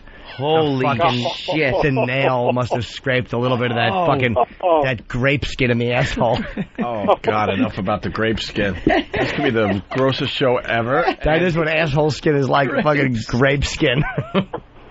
That's so tender. Yeah, my fingers. I pulled them out. It looked like a blood orange. I was laughing during Chris's story because Elliot from Philly. It puts the lotion on its hand. It makes cumsies whenever it's told. Cumsies. Cumsies. All right. This guy has hep C. He's been calling all morning. David. Good morning. Can I ask you a question, David? What's that? How many times were you hung up on this morning? And be honest. Truthfully, I got hung up on once, and then my phone went to shit, and the whole damn thing cut itself off, so I just called back. The answer is 3. So you have hep C? Yes, sir, I do. How did you get it? That's just it. I don't know. They told me I had it for 20 years. Wow. I found out I had it a week before my 40th birthday of last year. Wait, did you, did it make you sick or what? No. Just everyday normal life, but I actually went to the doctor just to have a checkup, and when they took blood, they called me back a week before my birthday and told me I had hepatitis C. And then when I started doing the regular weekly doctor thing, the doc told me I could have had it a minimum of 15 years, a maximum of 20 years. And I'm taking 49 pills a week, and I'm giving myself a shot every Friday night. Of what?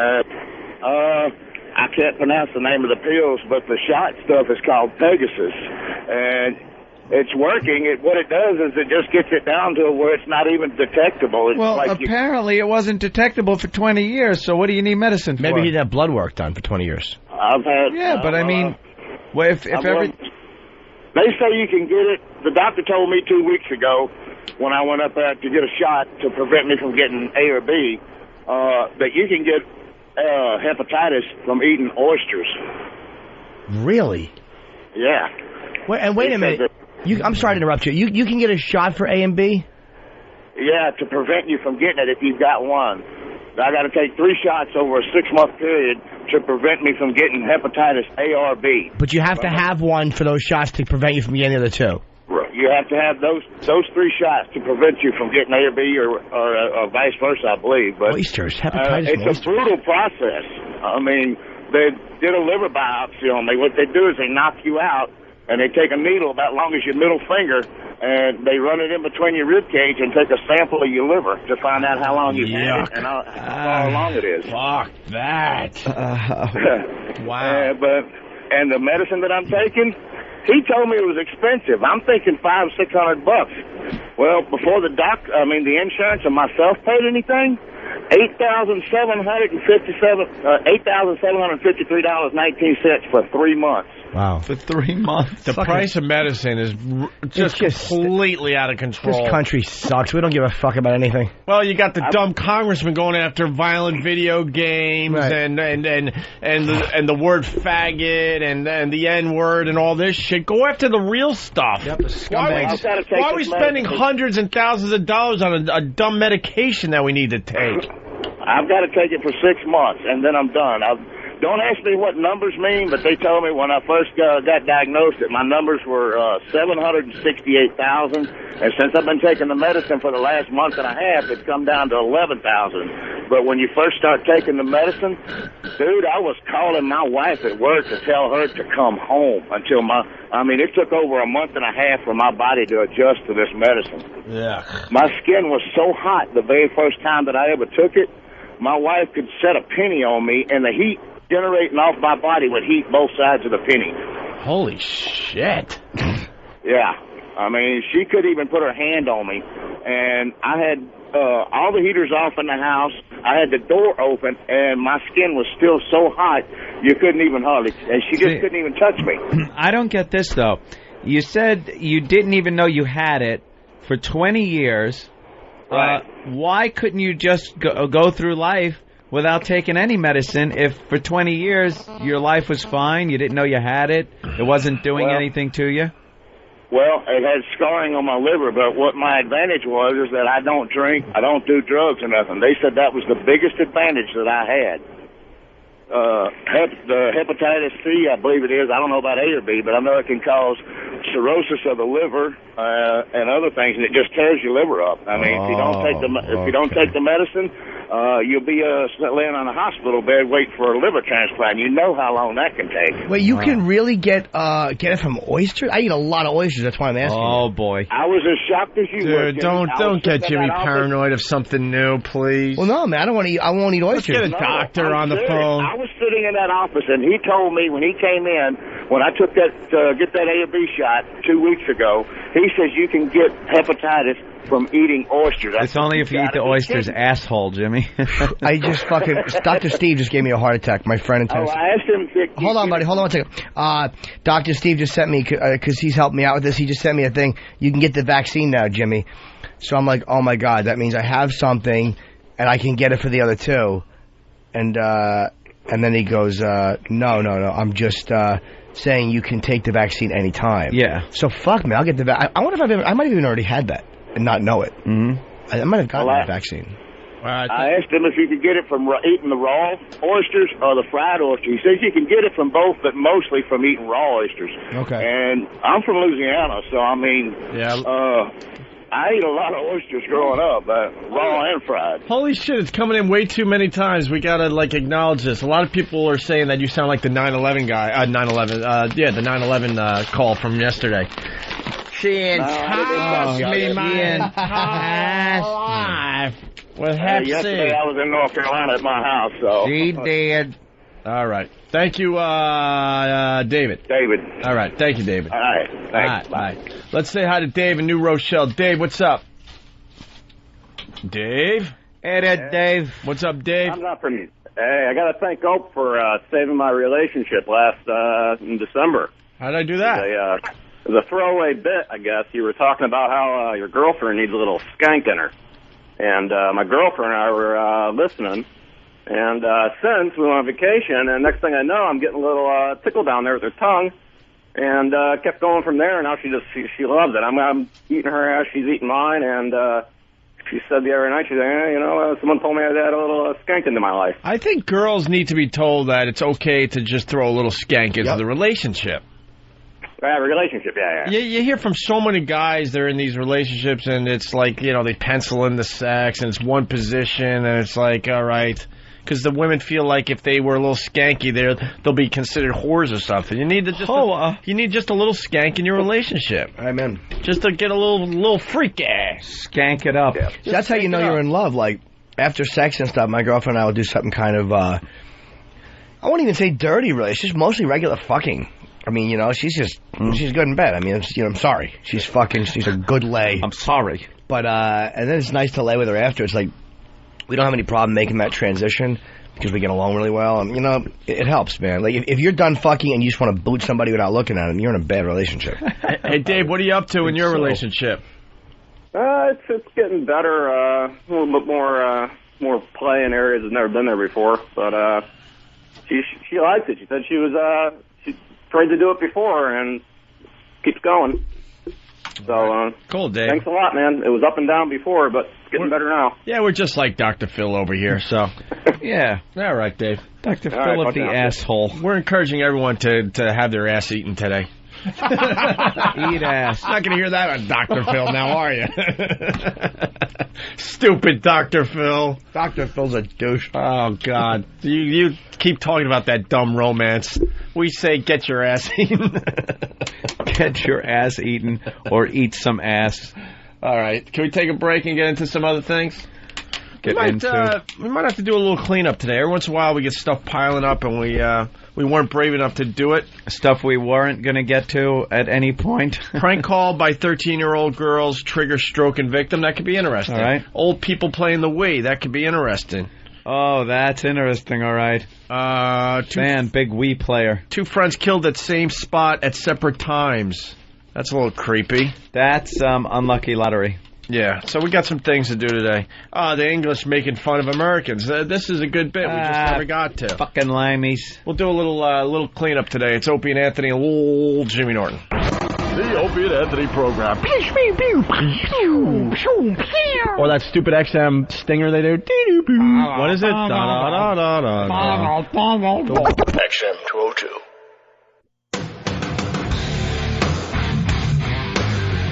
Hey, let's get right back into it. We have Liz in North Carolina. She's got a problem that she thinks we can help her with.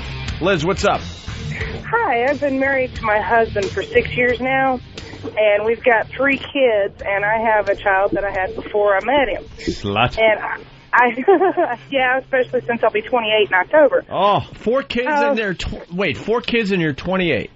Yeah. Wow. What do you take baths in? Loads? I haven't figured out what causes it yet. Come. I'm trying to get pussy. him to be freaky. And Hold on. Why? Hold on. Dirty mouth just said that. Yeah. That had to be blatant. She didn't understand. Right. All right, Liz, what's up? No one told her. I'm trying to get him to be freaky, and I can't figure out how. What do you want? He'll buy toys, and he'll occasionally use them. He bought me a set of handcuffs. He's never used them. Mm-hmm. We've got silk ties, silk rope ties, satin ties. We can even buy nylon rope, and he still won't use any of it. Did you get freaky before the 4 kids? Yes. Yeah, you got to get rid of the lasagna belly, and then he probably would go back to finding you attractive. Oh, he does find me attractive. That's not the problem. Wait, lasagna belly. Do you think he sees you as a mommy now and not a fuck toy? Yeah. Is he a submissive? Sometimes, yes. That's probably why he doesn't want to tie you up. Has he ever given it to you in the poop chute? Oh, yes, he loves it. And so do I. I love getting in the old dumper. But you like getting tied up, it sounds like. I would love. I've never been tied up before, and I'd love to try it. I've even tried getting another girl in the bed. Wow, you're a good girl. He's just a little more traditional, huh? Yeah. Is he a Christian? He's a Baptist. A Baptist? He's a black man? No. Oh, okay. Sorry. A lot of What's your question, though? Black Baptists out there. What's your question? How do you get him kinkier? How do I get him to, I mean, occasionally he'll fight. I want him to get a little rough, and he won't get a little rough. Oh, you want? I mean, this is a perfect example. We got in an argument the other day, and I got in his face just to get him to push me off, right? That's unhealthy. In a fight? What were you, beating up by your stepfather? What's the matter with you? No, he doesn't beat up on me. I asked him, I got in his face, and I just wanted to see if he would put his hands on me to push me back. And he did. He grabbed my arms, and he kind of pushed me back a little bit. I want him to do something like that in the bed. You know? Oh, wow. She wants to be pinned down. Yeah, she wants to be fucked. You want, like, some kind of rape fantasy thing. Not that far. It gets the girls a little nervous when you say rape fantasy thing. So, you know, you want to be, like, taken. You want to be taken. There you go, Jimmy. Yes, very much. And I don't know how to get him to do it. I mean, I've actually blatantly asked him to do it, and he won't do it. Hey, how fat are you? I'm not very fat at all. I've got a little bit of weight left from the baby. He's 16 months now, and I'm in the process of losing that weight. How tall are you? 5'7". 5'7", so you go about $155. Yeah. Yeah, that's not fat. Yeah. And I've got a set of 36Ds. Well, yeah, but they're a little saggy now, aren't they? No. A little stretch mark. No. But, sweetheart, you want him to kind of force you. Maybe he's just too submissive to do that. So there's no hope? Do you smoke? Yeah, I smoke. He smokes too. Yeah, I could hear it in your voice. You gotta put down the cigarettes. They're gonna kill you. We're trying to quit. Both of us are. All right. What do you say to him to try to get him to be dominant, though? Well, I ask him to spank me. I've asked him to bite me. I tell him to do it harder.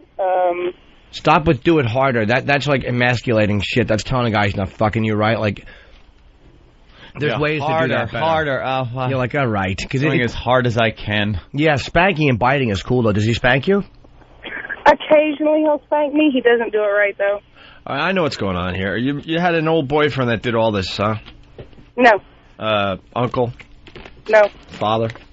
No. Brother? No. Schoolmaster. So wait, when he doesn't spank you right, he probably does it. He probably doesn't do it hard enough. He probably hits the cheek. What does he smack, like in between the two cheeks at the same time, or he hits the leg? He kind of taps me. What's that? He kind of just slightly taps. Yeah, he doesn't know how to redden your bottom. I understand. Redding from Whackbag, maybe she needs to be tied down like Gulliver's Travels. And then Dog Shit Sniffer. Wow, 2 in one day. This chick should pretend to get kidnapped and go to Vegas and fulfill her fantasy like old owl eyes. Well, all right, so... He's not spanking you, right? Does he want to be spanked? Does he want to be spanked? No, he doesn't want to be spanked. Wait, you're talking to him right there? Can we talk to him for a second? What the fuck? Hang on just a second. What the fuck? Oh, Tony Snow's got the Cuckle. cancer. How are you? White House spokesman Tony Snow. He's got the cancer? It said spread from his lower abdomen to his liver. He's done. Give him 2 weeks. Hold on, buddy. Spread from wow. Boy, that White House spokesman job. Well, that's a rough job when you're a White House spokesman when Bush is in there. When you have cancer in your lower abdomen, you're done. He knows too much. You think that's it? They gave it to him? They showed him the secret room, and he couldn't keep it to himself. So now, the government's got to kill him. Gotta go. So what's your name, buddy? Yeah, where are we? Who are we talking? Oh yeah, Liz. What? This is Jared. Jared, you got a live one there. She wants to be spanked and her hair pulled, and she wants to be pinned down and bit. What's wrong with you? It's just hard to keep up. Are you intimidated? Seriously? Well, when we first got together, sex was really intense, and over the past few years, it's kind of slowed down a little bit. But it's just hard to keep up. We work all the time, and okay, gay. Yeah, thought so. Why don't you spank her and bite her? That's easy. You don't have to have a hard dick to do that. I'm serious. I'm not even joking, man. Sex is something you shouldn't be laughing at the sex here. Yeah. Stop giggling like a little schoolgirl. Dude, you can spank her really good. If you're too tired to fuck, that's intimidating for a guy. You can spank her. you can discipline her. You can lean over and bite her back, and while you're like biting her back or wherever she wants to be bitten, then you kind of you reach down and you play with her clit. I mean, then she, at least she can come. Do you know what I'm saying? It's like if you're too tired to fuck, you don't have to feel pressure to fuck. Just do that. Well, I know what you're saying. Myself, I've been trying to get more into it, and actually, I'm a huge fan of you guys. My wife, she usually isn't so much of a fan of you guys. She also help her. Nothing to do with the sex part. All right, listen. It's the kids. I was really surprised she called you guys today. But hey, is she listening right now? Yeah, I stepped out of the truck so she cranked the radio up. Wait, she turned up the radio? Yeah. Yeah, I stepped away so it wouldn't get the backbeat to his phone. I want you to be honest. What seems to be the problem with her body right now? Well, there's no problem with her body. Not much of a problem. Where's the problem area? Let's be honest with each other. We like honesty on this show. Got to be a problem area. Yeah, what's the problem area? Well, after 4 kids, it's got to be a problem. The problem is more with how she feels about her body, not with how I feel. Oh, that's good. Very good. How does she feel about her body? Yeah. What are her problem areas that she believes are the problem areas? Well, she believes she needs to lose some more weight. Myself, I'm fine with her weight. Of course. But no, you're not. But she. That's not what you say. No, of course he is. All right, sorry. she weighs probably about 40 pounds more now than she did when we first got together. Oh, that's not a problem. 40 pounds. No, not really. Yeah, she's not real comfortable with that, but never like, mind. But you are though, right? You're comfortable with it, right? Oh yeah. I'm fine with it. Of course, why? Sure. Now about the kids. Now there's probably maybe stretch marks or loose skin or something, right? A little bit. A little bit, and maybe the breasts aren't as perky after. No, breasts are perfect. Breasts are perfect. She breastfed 4 kids. Breasts are perfect. And she breastfed 4 kids. Why don't you want to spank her? Is it the ripples that are happening like from the ass to the all the way up the back to the skull and back down? Is that bothering you? No. Why don't you spank her, man? She's a good girl. She wants to be spanked and bitten. Why don't you fucking spank her and bite her, dude? I love doing that to chicks. It's fucking hot. Punch her right in the face. It's just something I need to get more into. It's something I've never really been into. It's fun. Our listeners, we like to help each other out. We feel like we're a community. Right. A community. A bunch of people want to know if her hole stinks. Absolutely not. Listeners helping a fellow listener. You gotta love it. Yeah, that's true. Someone else wants to say this. Dog shit sniffer again. Jesus, calm down there, dog shit sniffer. Woodside, just admit it. She's got balloon knot rot. Oh. When she lays back and open her legs, does it smell like Tupperware that you forgot potato salad was in? No. And you say 40 pounds overweight. You really mean 50 to 60 now, don't you? Yeah. No. What does she weigh? I guess 165, 170, somewhere in that area. Well, she said 155, so there goes another 15 pounds. 15 pounds. She said 155. Yeah. Well, like I said, I said about 40 pounds. She weighed 120 when we first met.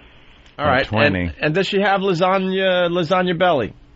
Lasagna belly? Yeah. What is lasagna belly? Lasagna belly kids. occurs when a girl is pregnant with child and eats too much. So then the stomach gets stretched out to the point that it can't come back. So when they lose the baby weight, it leaves almost like Broadway curtains. They're kind of like hanging, very decorative and flowing. That is terrible, Anthony. Yeah. It's true, though. It's a real bitch for some women out there. So well, like I said, she's working on it, so I think eventually she's going to be happy with that. But. I think we have enough info. I think you're the type of guy that just doesn't have it in him. You probably want to be kind of submissive yourself. You don't want to take charge. I'll tell you one person that would take charge. Anyone? Guy Compton. Guy Compton would take care of your woman. Guy Compton would fuck her mouth, pussy, and ass all at the same time. While pinning her down. That's right, and hitting the kids. Guy Compton is a man's man. I don't know. You seem kind of helpless, bro. I don't know. Yeah, you got to dive in, I guess. You got a live one that really wants to be pinned down and bit and her hair pulled a little bit and spanked a little bit. You know what you do, dude? Trust me, do this. tie her to the bed, like bedpost, but tie her on her stomach. This way you can stand in front of the bed, and you can make her suck your dick. You can hit her with your dick a little bit, and then you can fuck her from the back, and then fuck her in the ass, and spank her, and bite. You can do all that stuff while she's tied. So you can get everything you want to do, and you like to fuck her in the ass, so you can do that too. But just tie her on her stomach. I would say to follow Jimmy's lead a little bit better than. But dude, look, I'm nervous in bed too. We're all a mess. I mean, we're all just trying to find our way like a bunch of dopes. So you just kind of go with what feels comfortable, man. I like to bite my girl, and I don't know how she feels about it. She's gagged, but I mean, you know, she hasn't filed charges. You got a girl that wants to be tied down, man. Why don't you guys try a little something tonight, and then you call us back tomorrow? Yeah, tie her down. Get Liz back on the phone. Bite her face. Watch Cape Fear, and then do that. Hold on just a second, guys. Please stop with the lasagna belly. It's hitting way too close to home. Hello? Oh, no. Really? Liz. Hi, Liz. Hey. We learned something about you. You don't weigh 155, Liz. No, I don't. Yeah, you're 170. That's why we always tack on a little bit more than the girl says. Yeah, you know how they talk about the freshman 15? When you call the Opie and Anthony show, we know you women are going to lie by at least 10 to 15 pounds. So we just tack that on right off the bat. Did you lie, Liz, because you were afraid of being made fun of and stuff when you were trying to get some answers? No. Okay. Just a liar. All right, sorry. No, that's not why I lied. All right, so I don't like my weight. Okay. Yeah. So what are we going to do with you? I don't know. What would you like this guy to do to you, your husband to do to you tonight? Tonight? I'd love him to just take a hold of me, you know? Yeah, well, give us something specific, because then we're going to get him back on the line. We're going to tell him to do this tonight. And then you guys are going to call back tomorrow, and you better call even if he wimps out, and we'll get an update, okay? All right. Someone is suggesting that that he ties you to the railroad tracks. Does he have a big dick? I like it. That's a no. Boy, that means he's kind of small. I don't know what a big dick is. Well, how big is his? It's about 7 inches long. Yeah, that's really small. That's a small one. Maybe 3 inches round. Yeah, that's tiny. That's cool. Yeah. It's like a child's wand. They get a lot bigger than that. So do you talk dirty to him and stuff? Yes. Okay, that's cool. Honey, I can walk in front of him bare-ass naked in front of him while he's watching TV, and he'll continue to watch TV. Well, you got to give him a better choice. Yeah, really. Let's be honest. Don't do it when he's watching the Super Bowl. Hot piece of ass walks by, you're watching the Super Bowl, you forgot about the Super Bowl. Oh, he doesn't watch football. You know, he's watching Dukes of Hazzard, and you walk in the room naked. That's going to be a tough choice right there. He might call you Boss Hot and then stop. And someone is saying, Adam from Columbus, not pinning your wife down is for queers. See, it's not saying much about him that he's not looking when the TV is on and you walk past him naked. You know. Yeah. It could be. I'm not saying it isn't. But it could be that you're not attractive to him as you're walking by. Yeah, you're better off with like a little lingerie on. I used to be a dancer, so I've got all that. Leave the completely naked for the young. For the young and childless. Right, leave the completely naked for the young and the childless. Jesus, you need some frills. You need a little dressing. You shouldn't honk your horn if you drive a shitty car. Well, what I would like him to do tonight, I would like him to. You can't put whipped cream on a pile of shit. Oh, no, we don't do food. He doesn't like doing food with us. Oh, well, dumb analogy. Jesus. Now, what do you want him to do? I want him to grab me, throw me down on the bed, and fuck the shit out of me. And way to be sexy. And maybe, like, how about this? Let's negotiate here. So tonight you want him to, out of nowhere, grab you, throw you down on the bed, and have his way with you, maybe pinning your arms down? Yeah. All right. Would you like your face slapped with his dick? Oh, I'd love that. All right, and what else? What about being called awful things? Yeah.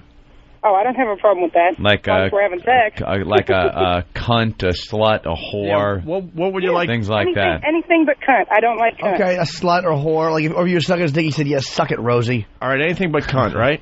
Yeah, anything but cunt. All right, let's get him back on the phone. We're going to give you guys a homework assignment. Okay, hang on a second. All right. Jared. He's thrown down. He's probably afraid of doing structural damage. Hello, guys. All right, sir, this is your homework assignment, and we're going to be checking in. We told Liz to call us tomorrow.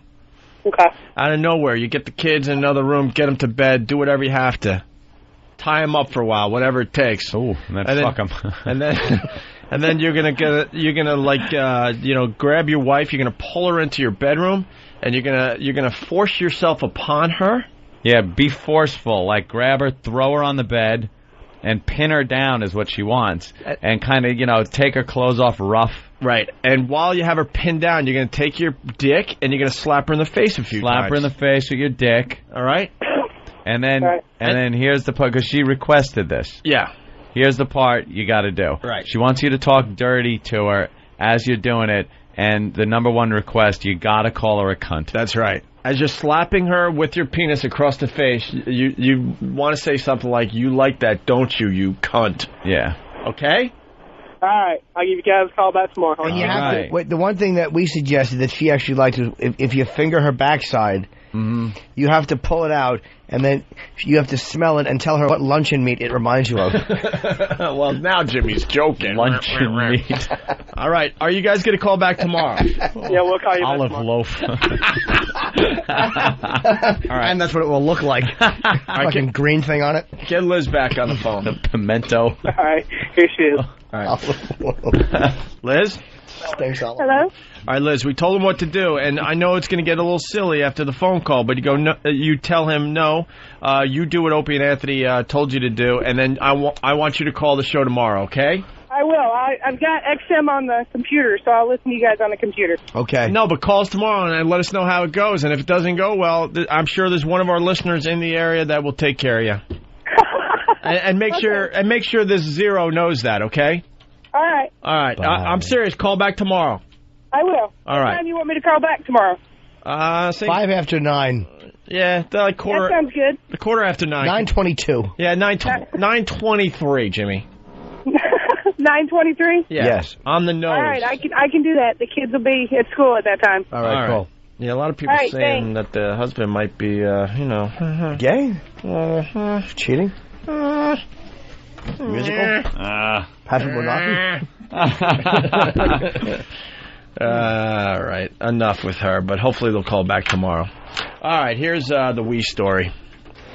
Wii fever is sweeping every generation. It seems Nintendo's new mission is to expand their video game market beyond its core, kids and young men, and that strategy is beginning to pay off. Even seniors, a generation that missed the video game revolution entirely, are buying in, while other game makers focused on cutting-edge graphics. Nintendo focused on making games easier to play and more appealing to a mass market.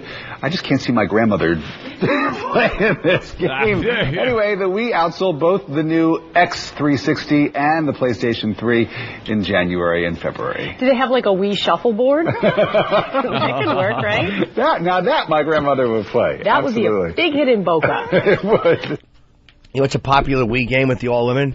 Where you swing around. It's called Beat the Young Negro Off with Your Purse. I like the Wii because it's got the hand controllers, and the old people have a great game. You lay down in bed and try to push the pillow off of your face as the nursing home aide tries to suffocate you. But it's called the Angel of Death game. But damn, you get the high score every time. By the way, did you hear the reporter say the X360? Yeah. Huh? He's trying to sound informed about video games. Yeah. That would be the Xbox. Oh, I tell you, they like it, the old people. And she went with a shuffleboard joke. Because they work out with it. It's good for them. Dan's got the Wii. But then again, Dan's a big fan of the Wii. Then again, if we sat here and just read the news, you would understand the difference between us and them. We suck at reading. They suck at telling jokes. Dan, what do you play on the Wii? I know a lot of people like the tennis, the console gaming, The Wii to me always seems a little immature as far as console gaming goes. Understandable. Yeah. Well, I've been playing a snowboarding game. Snowboarding? And is the snowboarder on there some big, round-headed, wacky, anime-looking character? Enough with the big heads with the Wii games. Enough. I know, but fucking... They look like fucking mongoloids. We have Down syndrome.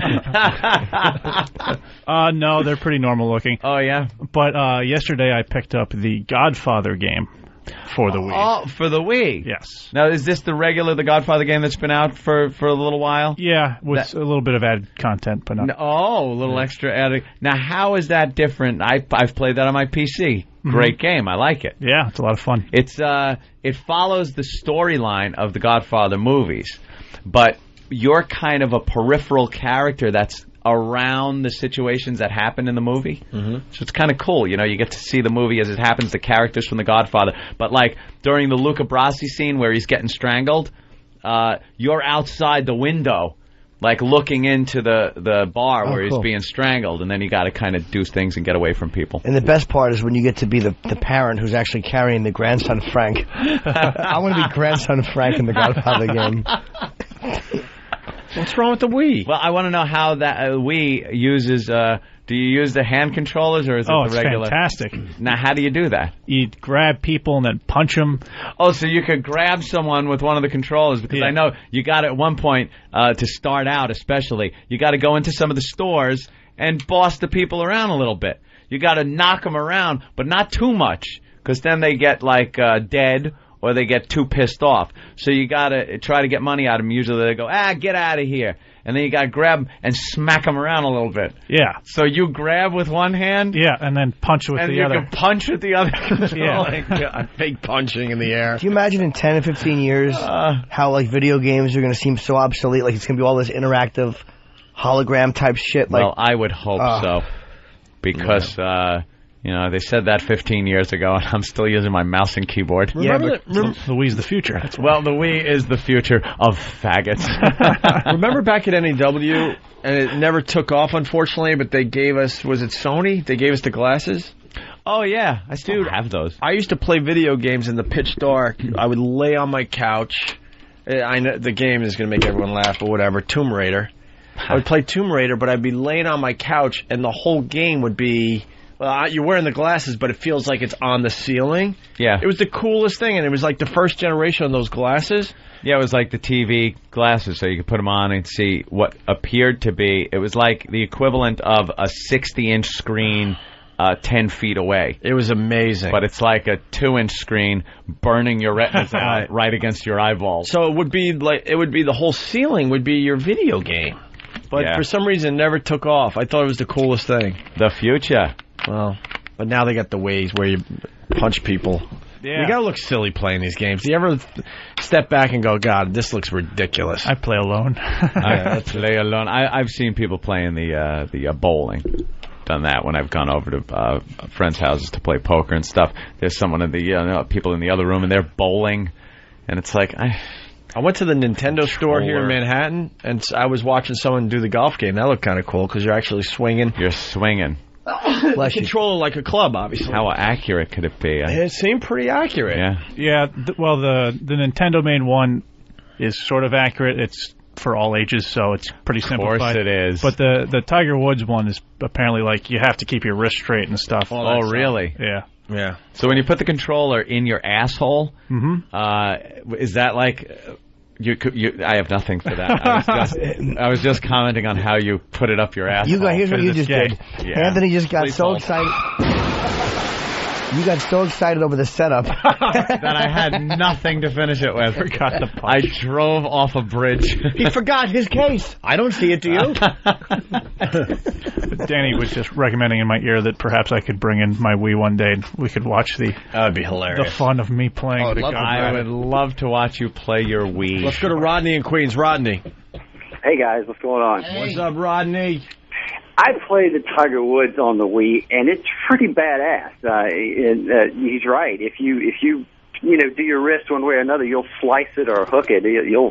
you'll put the ball out of play in a hurry. But it's a great game, Ant. You should try it. Oh, yeah, I should, huh? Well, if you're mildly retarded, I guess. You know, you're right on that. I bet you if you tried it, Ant, you would like it. He'd like it. Yeah, he'd like it. You just don't want to do it in front of everyone. That's the problem. No, I'm not a console gamer. I get it. Especially when you got to whip your arms around and fucking kick and I don't know what else you're doing. I mean, yeah. I guess hitting the space bar is more manly than perhaps not quite. Take that. Depressing the left mouse button is where the bad guys really do their thing. Not quite hitting the space bar. There is a unlimited number of options with the computer gaming. You have your nice flowing aiming of your mouse. You have your keys for direction. You're moving sideways, and you don't have to use 8 different finger combinations to do one move. It's one button. That's it. Oh, I got to turn on my flashlight. Could I get a friend over here to help me with 8 more fingers so I could press the fucking console controller? You get used to it.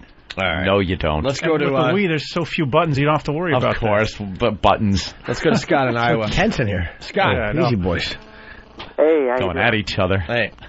I was just going to say, picture your grandma playing the Wii naked. Yeah. Thank you. Vinny in California. Vinny! Yo, what's up? Hey. I was going on vacation to go visit a buddy. We were going to go play golf for a week, and he broke his leg right before I got there. So he decided to get a Wii to keep us entertained.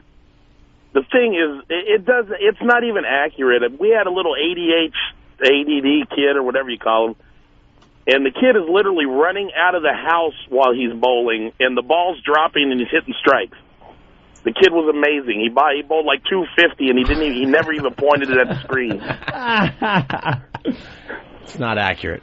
Well, I mean, you don't have to completely mimic the movements necessarily. You can get away with much smaller movements. I think that might be a fluke. I'm telling you, you really got to try it. Don't even point at the screen. Start your bowling and just run out of the house. And he'll drop the ball, and it'll be right on the money. How about this? Picture your grandmother.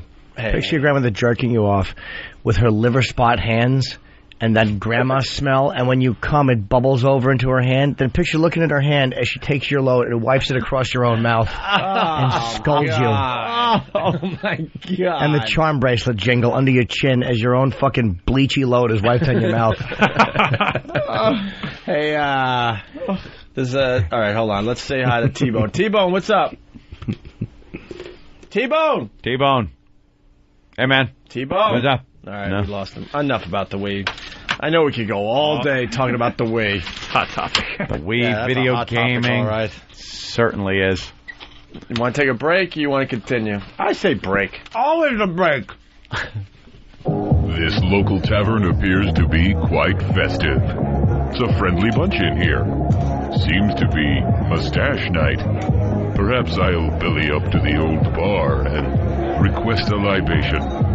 Ramon, fetch me a bikini teeny and then push in my stool.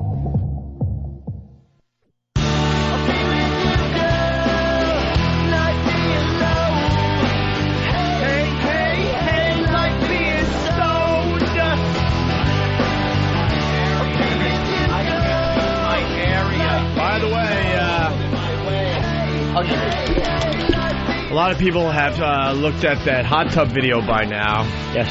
Yep. What do you think? I'm telling you, see? Well, see? I went home. See? I went home and looked, and yesterday we looked at it very closely, but no sound. It's the video on Break.com. It's like the most viewed video on Break.com. Like 4 million views. Basically a chick having explosive diarrhea in a hot tub. In a hot tub, 3 other people in there with her. They jump out horrified. She's there embarrassed. End of video. Right away I'm thinking, bravo, Sierra. There's just too much going on. You don't hold your gut when you have explosive diarrhea. You just don't. That's not what you're holding, because you know you're about to lose it all. So you're not going, not only am I going to like have explosive diarrhea all over the place, I gotta hold my tummy because it's aching. Yeah, but I don't even think that's the biggest part of what makes it fake. Like, she's wearing a sweater in the hot tub. She's wearing a sweater. The acting, the guy that isn't sure if he should leave the hot tub or not, even though the water's completely brown. Hearing the sound made me think it's fake because the acting is really bad. What was the acting? Are you sure? Again, it wasn't a commercial? Oh. Like they're supposed to really be horrified, and it just didn't come off sounding like that. It sounded like bad acting of people being horrified. And the brown stuff, it's pouring out of her bathing suit. Could be a tube. She's wearing a sweater in a hot tub to cover something up. The way it's tubed, maybe. There's a brown bag or something on the side of the hot tub that could have the shit stuff in it. There's too many things that make it look fake. Okay. Well, we got a guy that did his own experiment on the line, John, in Massachusetts. John. Hey, guys, honor and a privilege to talk to you. Thank you, sir. Of course. Okay, here's the deal. That's how every phone call should start. Yeah, absolutely. I like it. I got a hot tub. Due to a manufacturer's defect on the shell, they were sending me a brand new one. So I wanted to test your theory. I went to Hooters, had a couple pitchers of beer, some raw oysters, and about 24 chicken wings, and squatted over my tub, turned the jets on, and took a dump in it. And it took about 5 minutes for it to turn that brown, soupy color. I don't know what to say about this. I'm at a loss. I'm at a loss. First, I had to think about it. I was actually thinking about, the dispersion of the diarrhea shouldn't take that long. And then I realized what he did. You shit in your fucking hot tub? You're just dumping logs in your hot tub. That's not going to make a mess like this video. You need explosive diarrhea where it comes out as brown water to begin with. No, I had the Bud Muds. You had the mud? I had the Bud Muds. Butt muds. It was bad. My point is they were taking it away anyway and giving me a brand new one, so I just figured I'd try it, you know? Way to show gratitude. Yeah. You leave them fucking some shit flecks. And, hey, I don't care. They're giving me a new one, but it doesn't, I'm telling you, that is as fake as you can get. All right, John from Massachusetts, he conducted his own experiment. He says fake. Let's go to Andy in Jersey. Andy. Oh, come on, guys. First of all, an honor and a pleasure to speak to you, gentlemen. Thank you. Andy. Thank you, Andy. Thank you. Hey, Enough with the hating with the radio show. It's time to show some respect. Absolutely. A little brown nosing in the morning, a little brown in the water, you know? My feeling is this. It appears to me the cloud in the water totally computer generated. It didn't look CGI to me. It looks like prop. It looks like prop poop. It almost looks like it happens so quickly, like it all of a sudden appears. It doesn't kind of like creep into the water. It's just all of a sudden, blam, it's there like a cloud. Well, because there's so much of it pouring out of the back of her fucking swimsuit, and the water is kind of moving around. I don't know. It didn't look CGI. Hey, can we start a new bit on the radio show? Huh? Dumps in public fountains. This summer, coming to the Opie and Anthony show. All right. I invented that. Dumps in public fountains. I want to see some big 12 to 16-inch logs. You've got to be big ones, though, yeah. I don't little nuggets. Now, I like the way we're opening these calls, but I don't like the way the call is just hanging up.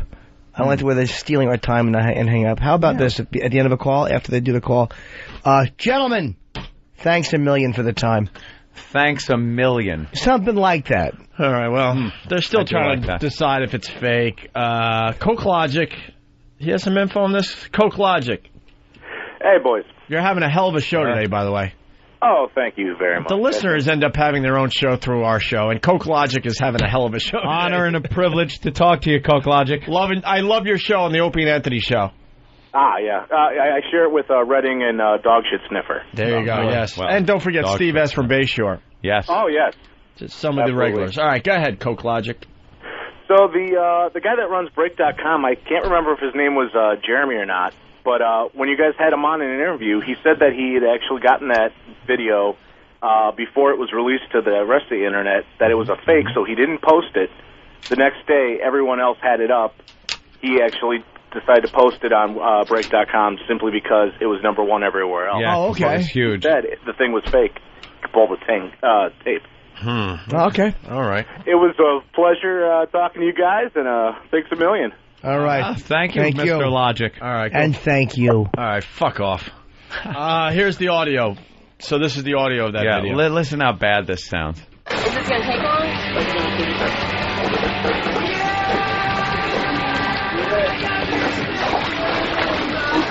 Holy shit! Hey!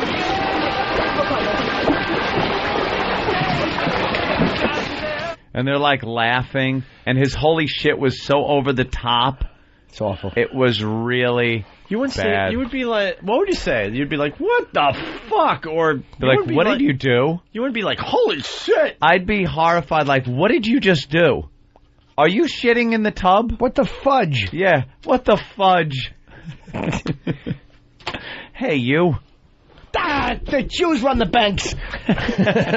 Just came out. I was horrified. Someone's saying it was first labeled as girl gets her period. Period. Jesus Christ. I know. Hemorrhaging. Wait, we got something else here, and then we'll move on to other things. CP, we leave it with you. What's up? Hey, I was just going to say you can tell it's bad acting because they don't know what to do with their hands. Frunkus, indeed. You're a good boy. Frunkus to use too, sir, but not like you think. Well, people are liking the idea. They want it called fountain floaters. Fountain floaters. But it might be chilly, so only in the malls. Only in little mall fountains. The indoor mall fountain. How about this? No out of the studio contests ever. What's next? Dude, that's how we're going to get fired? Mall logs? That's true. Hey, we just threw it out there as a goof. If someone wants to have explosive diarrhea in a fountain somewhere, we'll fly you and a friend. Who are we to say? They run their own lives. All right, let's move on. Whoa. Jesus. What's with the, by the way, the crashed Ferrari?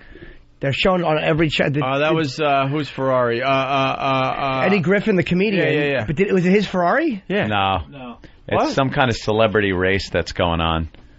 In Long Beach, was it? And White won? Yeah. Not many, I gotcha. Not many African-American race car drivers. No way to salvage that one. Been a few. Yeah, Wendell Scott, played by Pryor in Grease Lightning. Oh, there you go. Good. Good. You get a star. So what happened? Oh, he's actually writing it. I guess he hit the wall and ruined a Ferrari. Is there comments from him, or was he embarrassed? Or no, he just ran from the scene until the cops tackled him. Yeah, it was to promote his upcoming film Redline. Oh, was it? Yes. How did he hit the fucking wall? His comment, according to CNN, was, undercover brother's good at karate and all the rest of that, but the brother can't drive. So he wasn't even racing? This was some kind of... He was practicing at a racetrack Monday. Was he embarrassed? God. It doesn't say. He wrecked a Ferrari. I'll tell you one thing, though. Brilliant promotion. Every it's all over the news place. station is showing it. Maybe he wanted to kill himself because he realized how many bad movies he's done recently. Nothing. No, we're all agreeing with you, actually. There's a couple bombs it wasn't supposed to be funny. It was just informative. That was a statement that was meant to be funny, but turned out to be really poignant and kind of sad. Kind of sad, yeah. With that, we have this. In the small Putnam County town of Allgood, a phone call to Beverly Dixon was anything but good.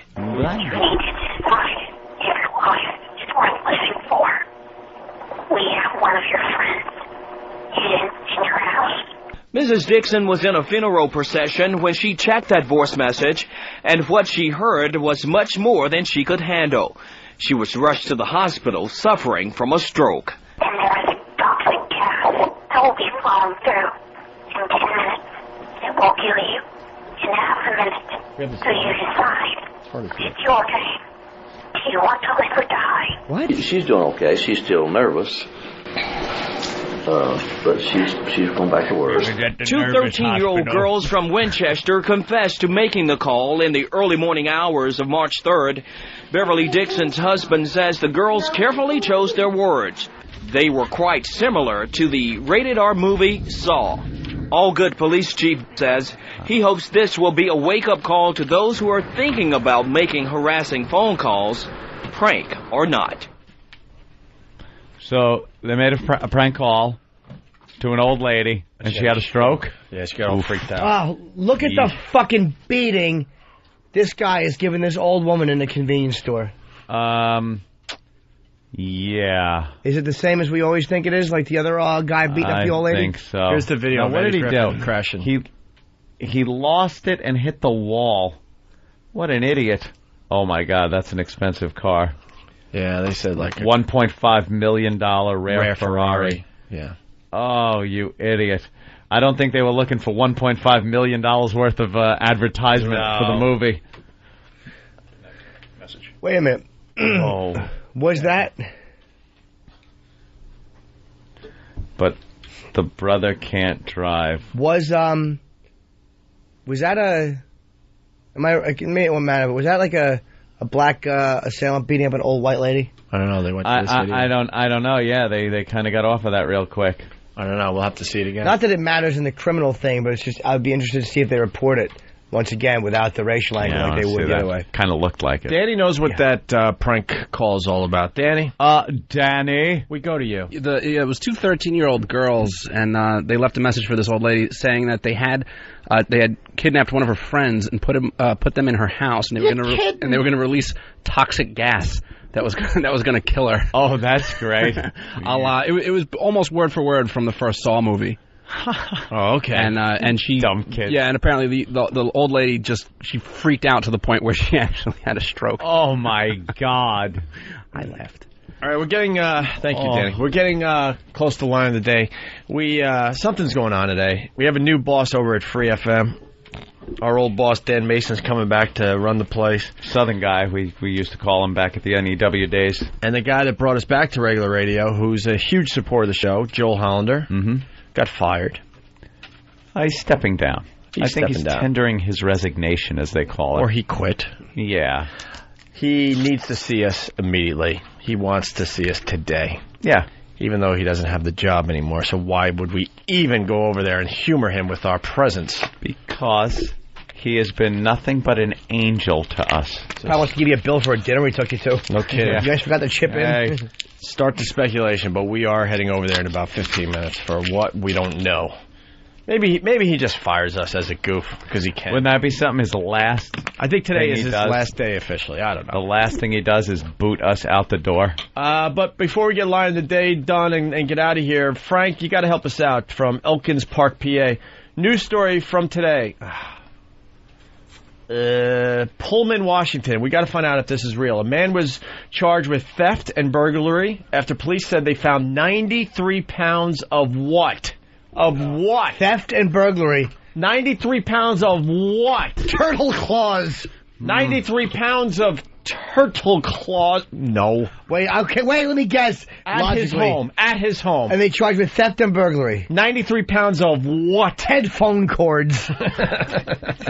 Of what? 93 pounds. Of what? Biscuits. Of what, Anthony? 6-year-olds. What do you think? Depends on what country they're from. In Ethiopia, that could be 1,000 people. 93 pounds. Of the exact number. What? I know what it is. Theft and burglary. We got to find out if this story's true. Yes, Jimmy. Buttered pretzel nuggets. Why would you butter them? They're good that way. They're very good. Oh, they stack easier. All right. You could stick them. Do you want the answer? No. 93 pounds of what? That's my beef. Beef? Theft? I take it by your response, it's not beef. Theft and burglary. I know what it is. Theft and burglary. Doilies. 93 pounds of doilies. It's a lot of doilies. It certainly is. Let's play 5 questions. Okay. Jimmy, you got the first one. What was it?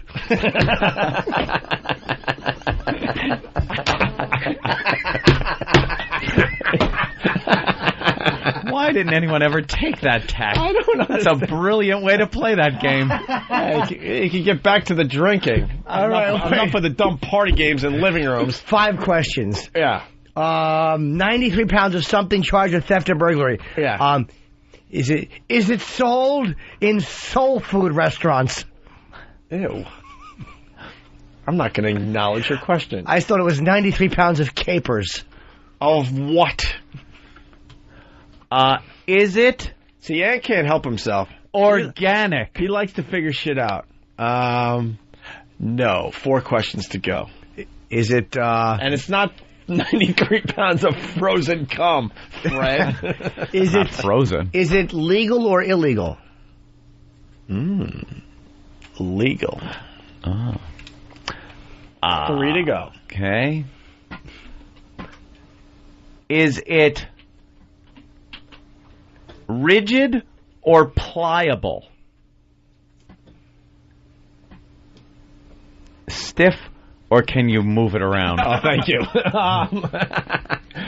I like playing the dumb role. It's fun. I was smart in school, though. I really was. Yeah. I would have to say no, Anthony. No. Tell me. Oh, I asked it in a question form.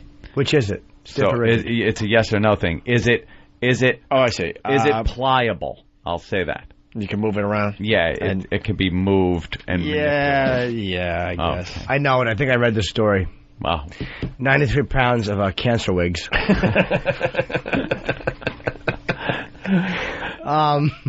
Is it edible? Very good question. Could lead to the answer. I would say sometimes. Sometimes. Sometimes. It's pliable. Most of the time, no. Shit. Yes! Oh, no. I got it. See, I knew that would give it away. Yep, that gave it away. Good question. Let me read the story, and then let's see if you got the answer. Oh, let me write it down. Okay, hold on. Give me a pen. Give me a pen, or I'll scream and fire everyone. And then they'll just laugh at you, because you don't have that power. I know, but I'll scream at least.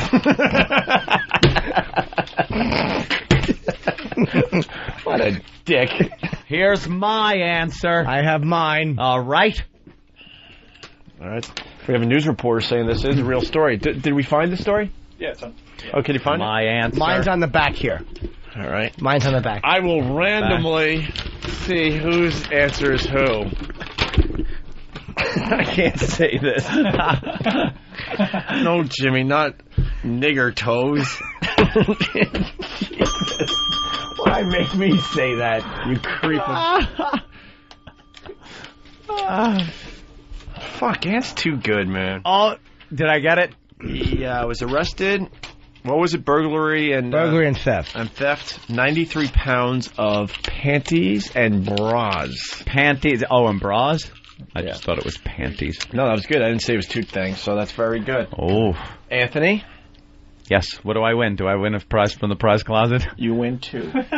Oh. 2 stars. 2 stars. Rule. I got 2 stars. You got 1. Can I have Is this one of those Wow, DVDs? look at this. Hot.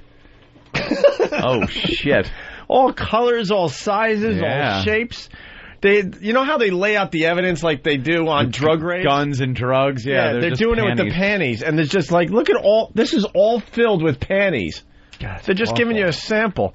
They got pink ones, they got white ones, they got little ones, they got big ones. Are they They got black ones. from stores, or are they from women?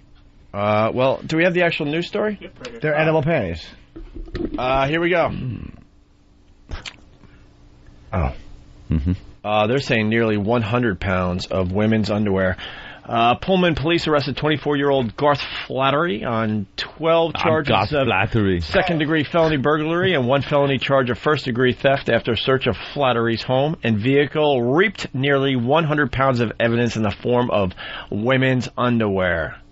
What's illegal about that, unless they're stolen? I gotta resell them. An apartment complex employee saw a suspicious man in the laundry room. Oh, shit. So their women have worn these and stuff, so he's a sicko. The employee had heard of various theft reports of women's underwear and recognized the man as a possible suspect.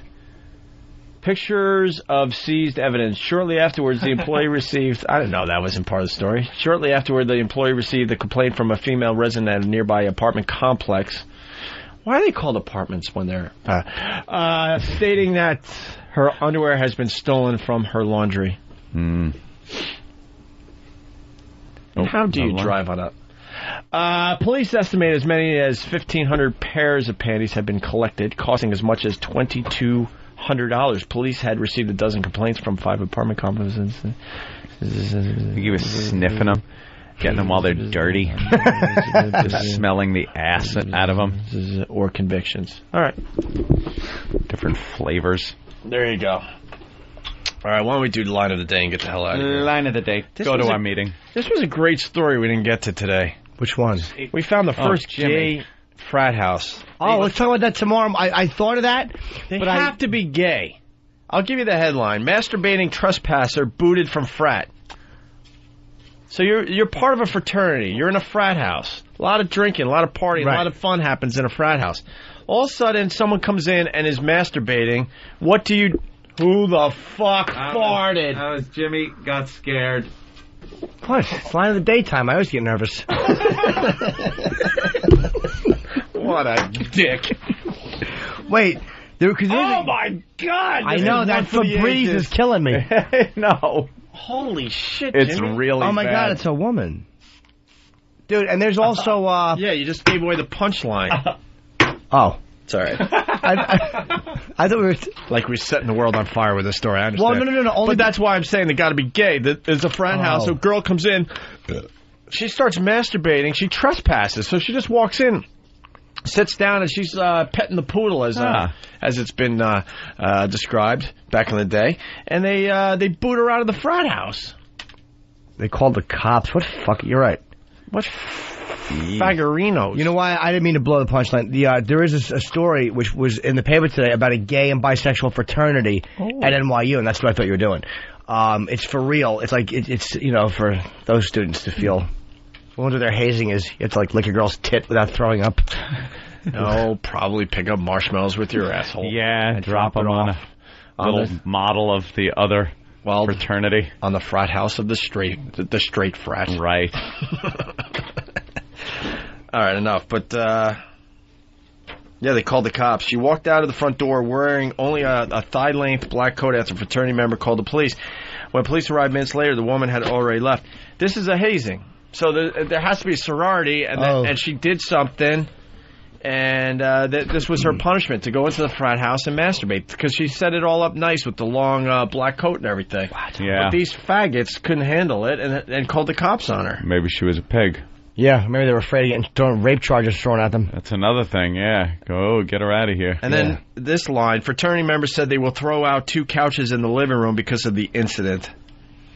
Well, that is... Obviously, she was very disturbed, Nye said. It was not how a normal person would respond to people. That is odd. They're going to throw away the couch.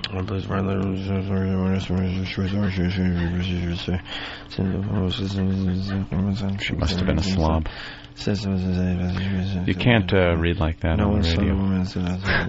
You can't. I'm getting scared. People don't like when they go, no, don't get scared. You're getting Jimmy scared. Oh, my God, don't get Jimmy scared. I'm getting scared. The scariness is going to come out.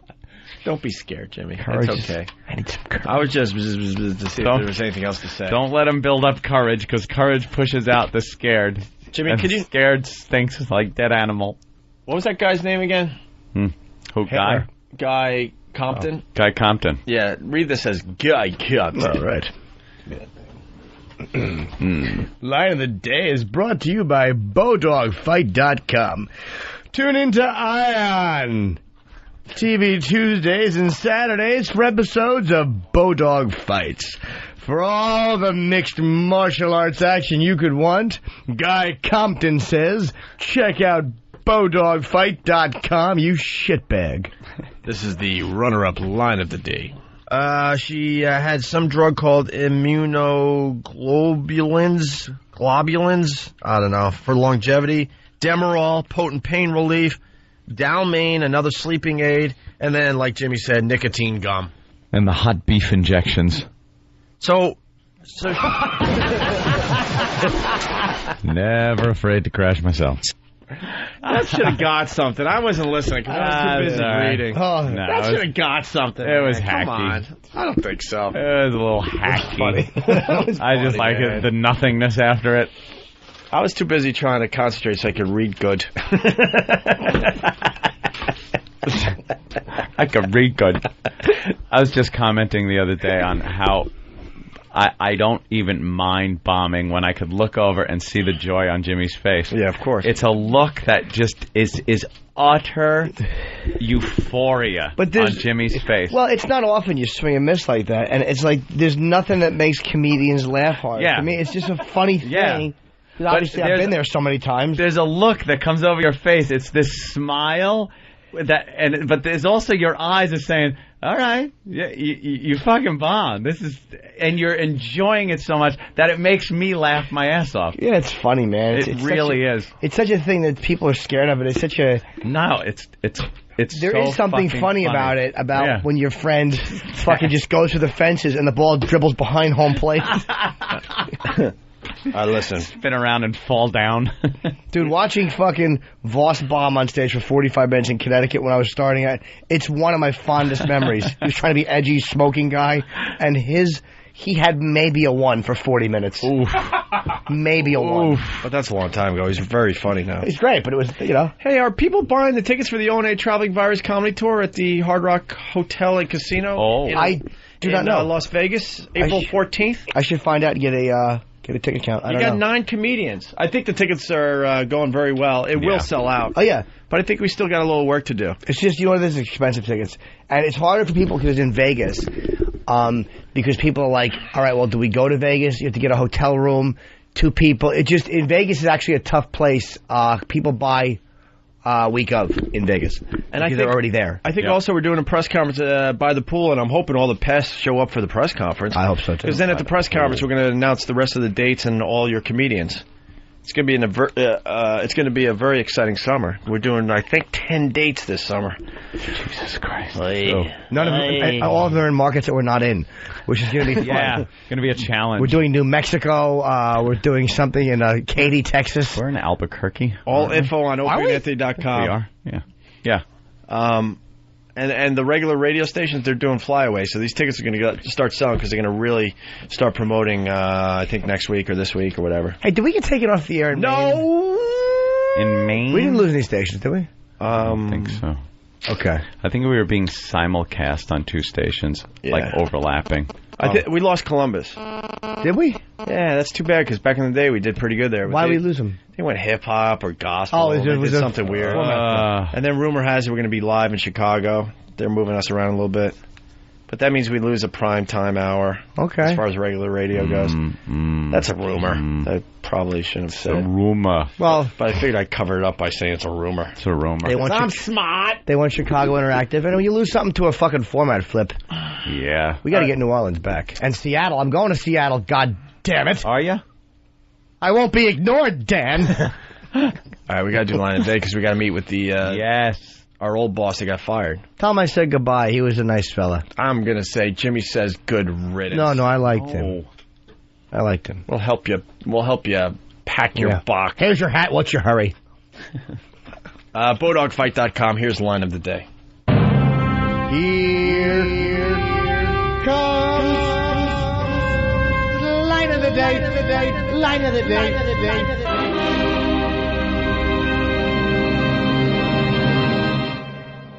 I think Guy Compton doesn't just stand there dressed at the supermarket with a girl and look at her and his eyes go all swirly like he's wearing X-ray specs and the girls just start falling on the floor and you need to clean up in aisle 2.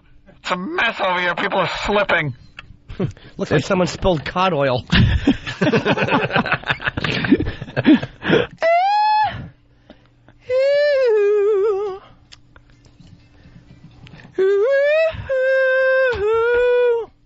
Holy shit, I got a line of the day. Awesome. See you tomorrow. Steve, SOS, I need milk immediately. Coming soon to the Opie and Anthony Show, Milk Diva World Tour. Featuring all your favorite Milk Diva hits. Live in concert. My blood sugar level is dropping as I speak. Featuring the classic, There's a Deli Downstairs. There's a deli right downstairs, is there not? Who the F gets milk from Dwayne Reed? And who could forget the #1 smash hit, I'll Suck Milk Out of a Cow. I'll suck milk out of a cow. I don't care. I just need milk. Plus, special guests, the Milk Divas. I walk into the studio and he goes, "Where's my milk? Why are you going to Dwayne Reed for the milk?" And for the first time in over a decade, you don't bring me milk anymore. And then I'm noticing there is no milk around, so I'm like, I will pass out. You sound like a madman. I know I'm whining. The Milk Diva, coming soon to the Opie and Anthony Show. Opie wants milk. He only takes it from CVS or Rite Aid. Who would go to Dwayne Reed for milk knowing how desperate I am right now? You get condoms and maybe some shampoo from Dwayne Reed. You don't get milk from Dwayne Reed.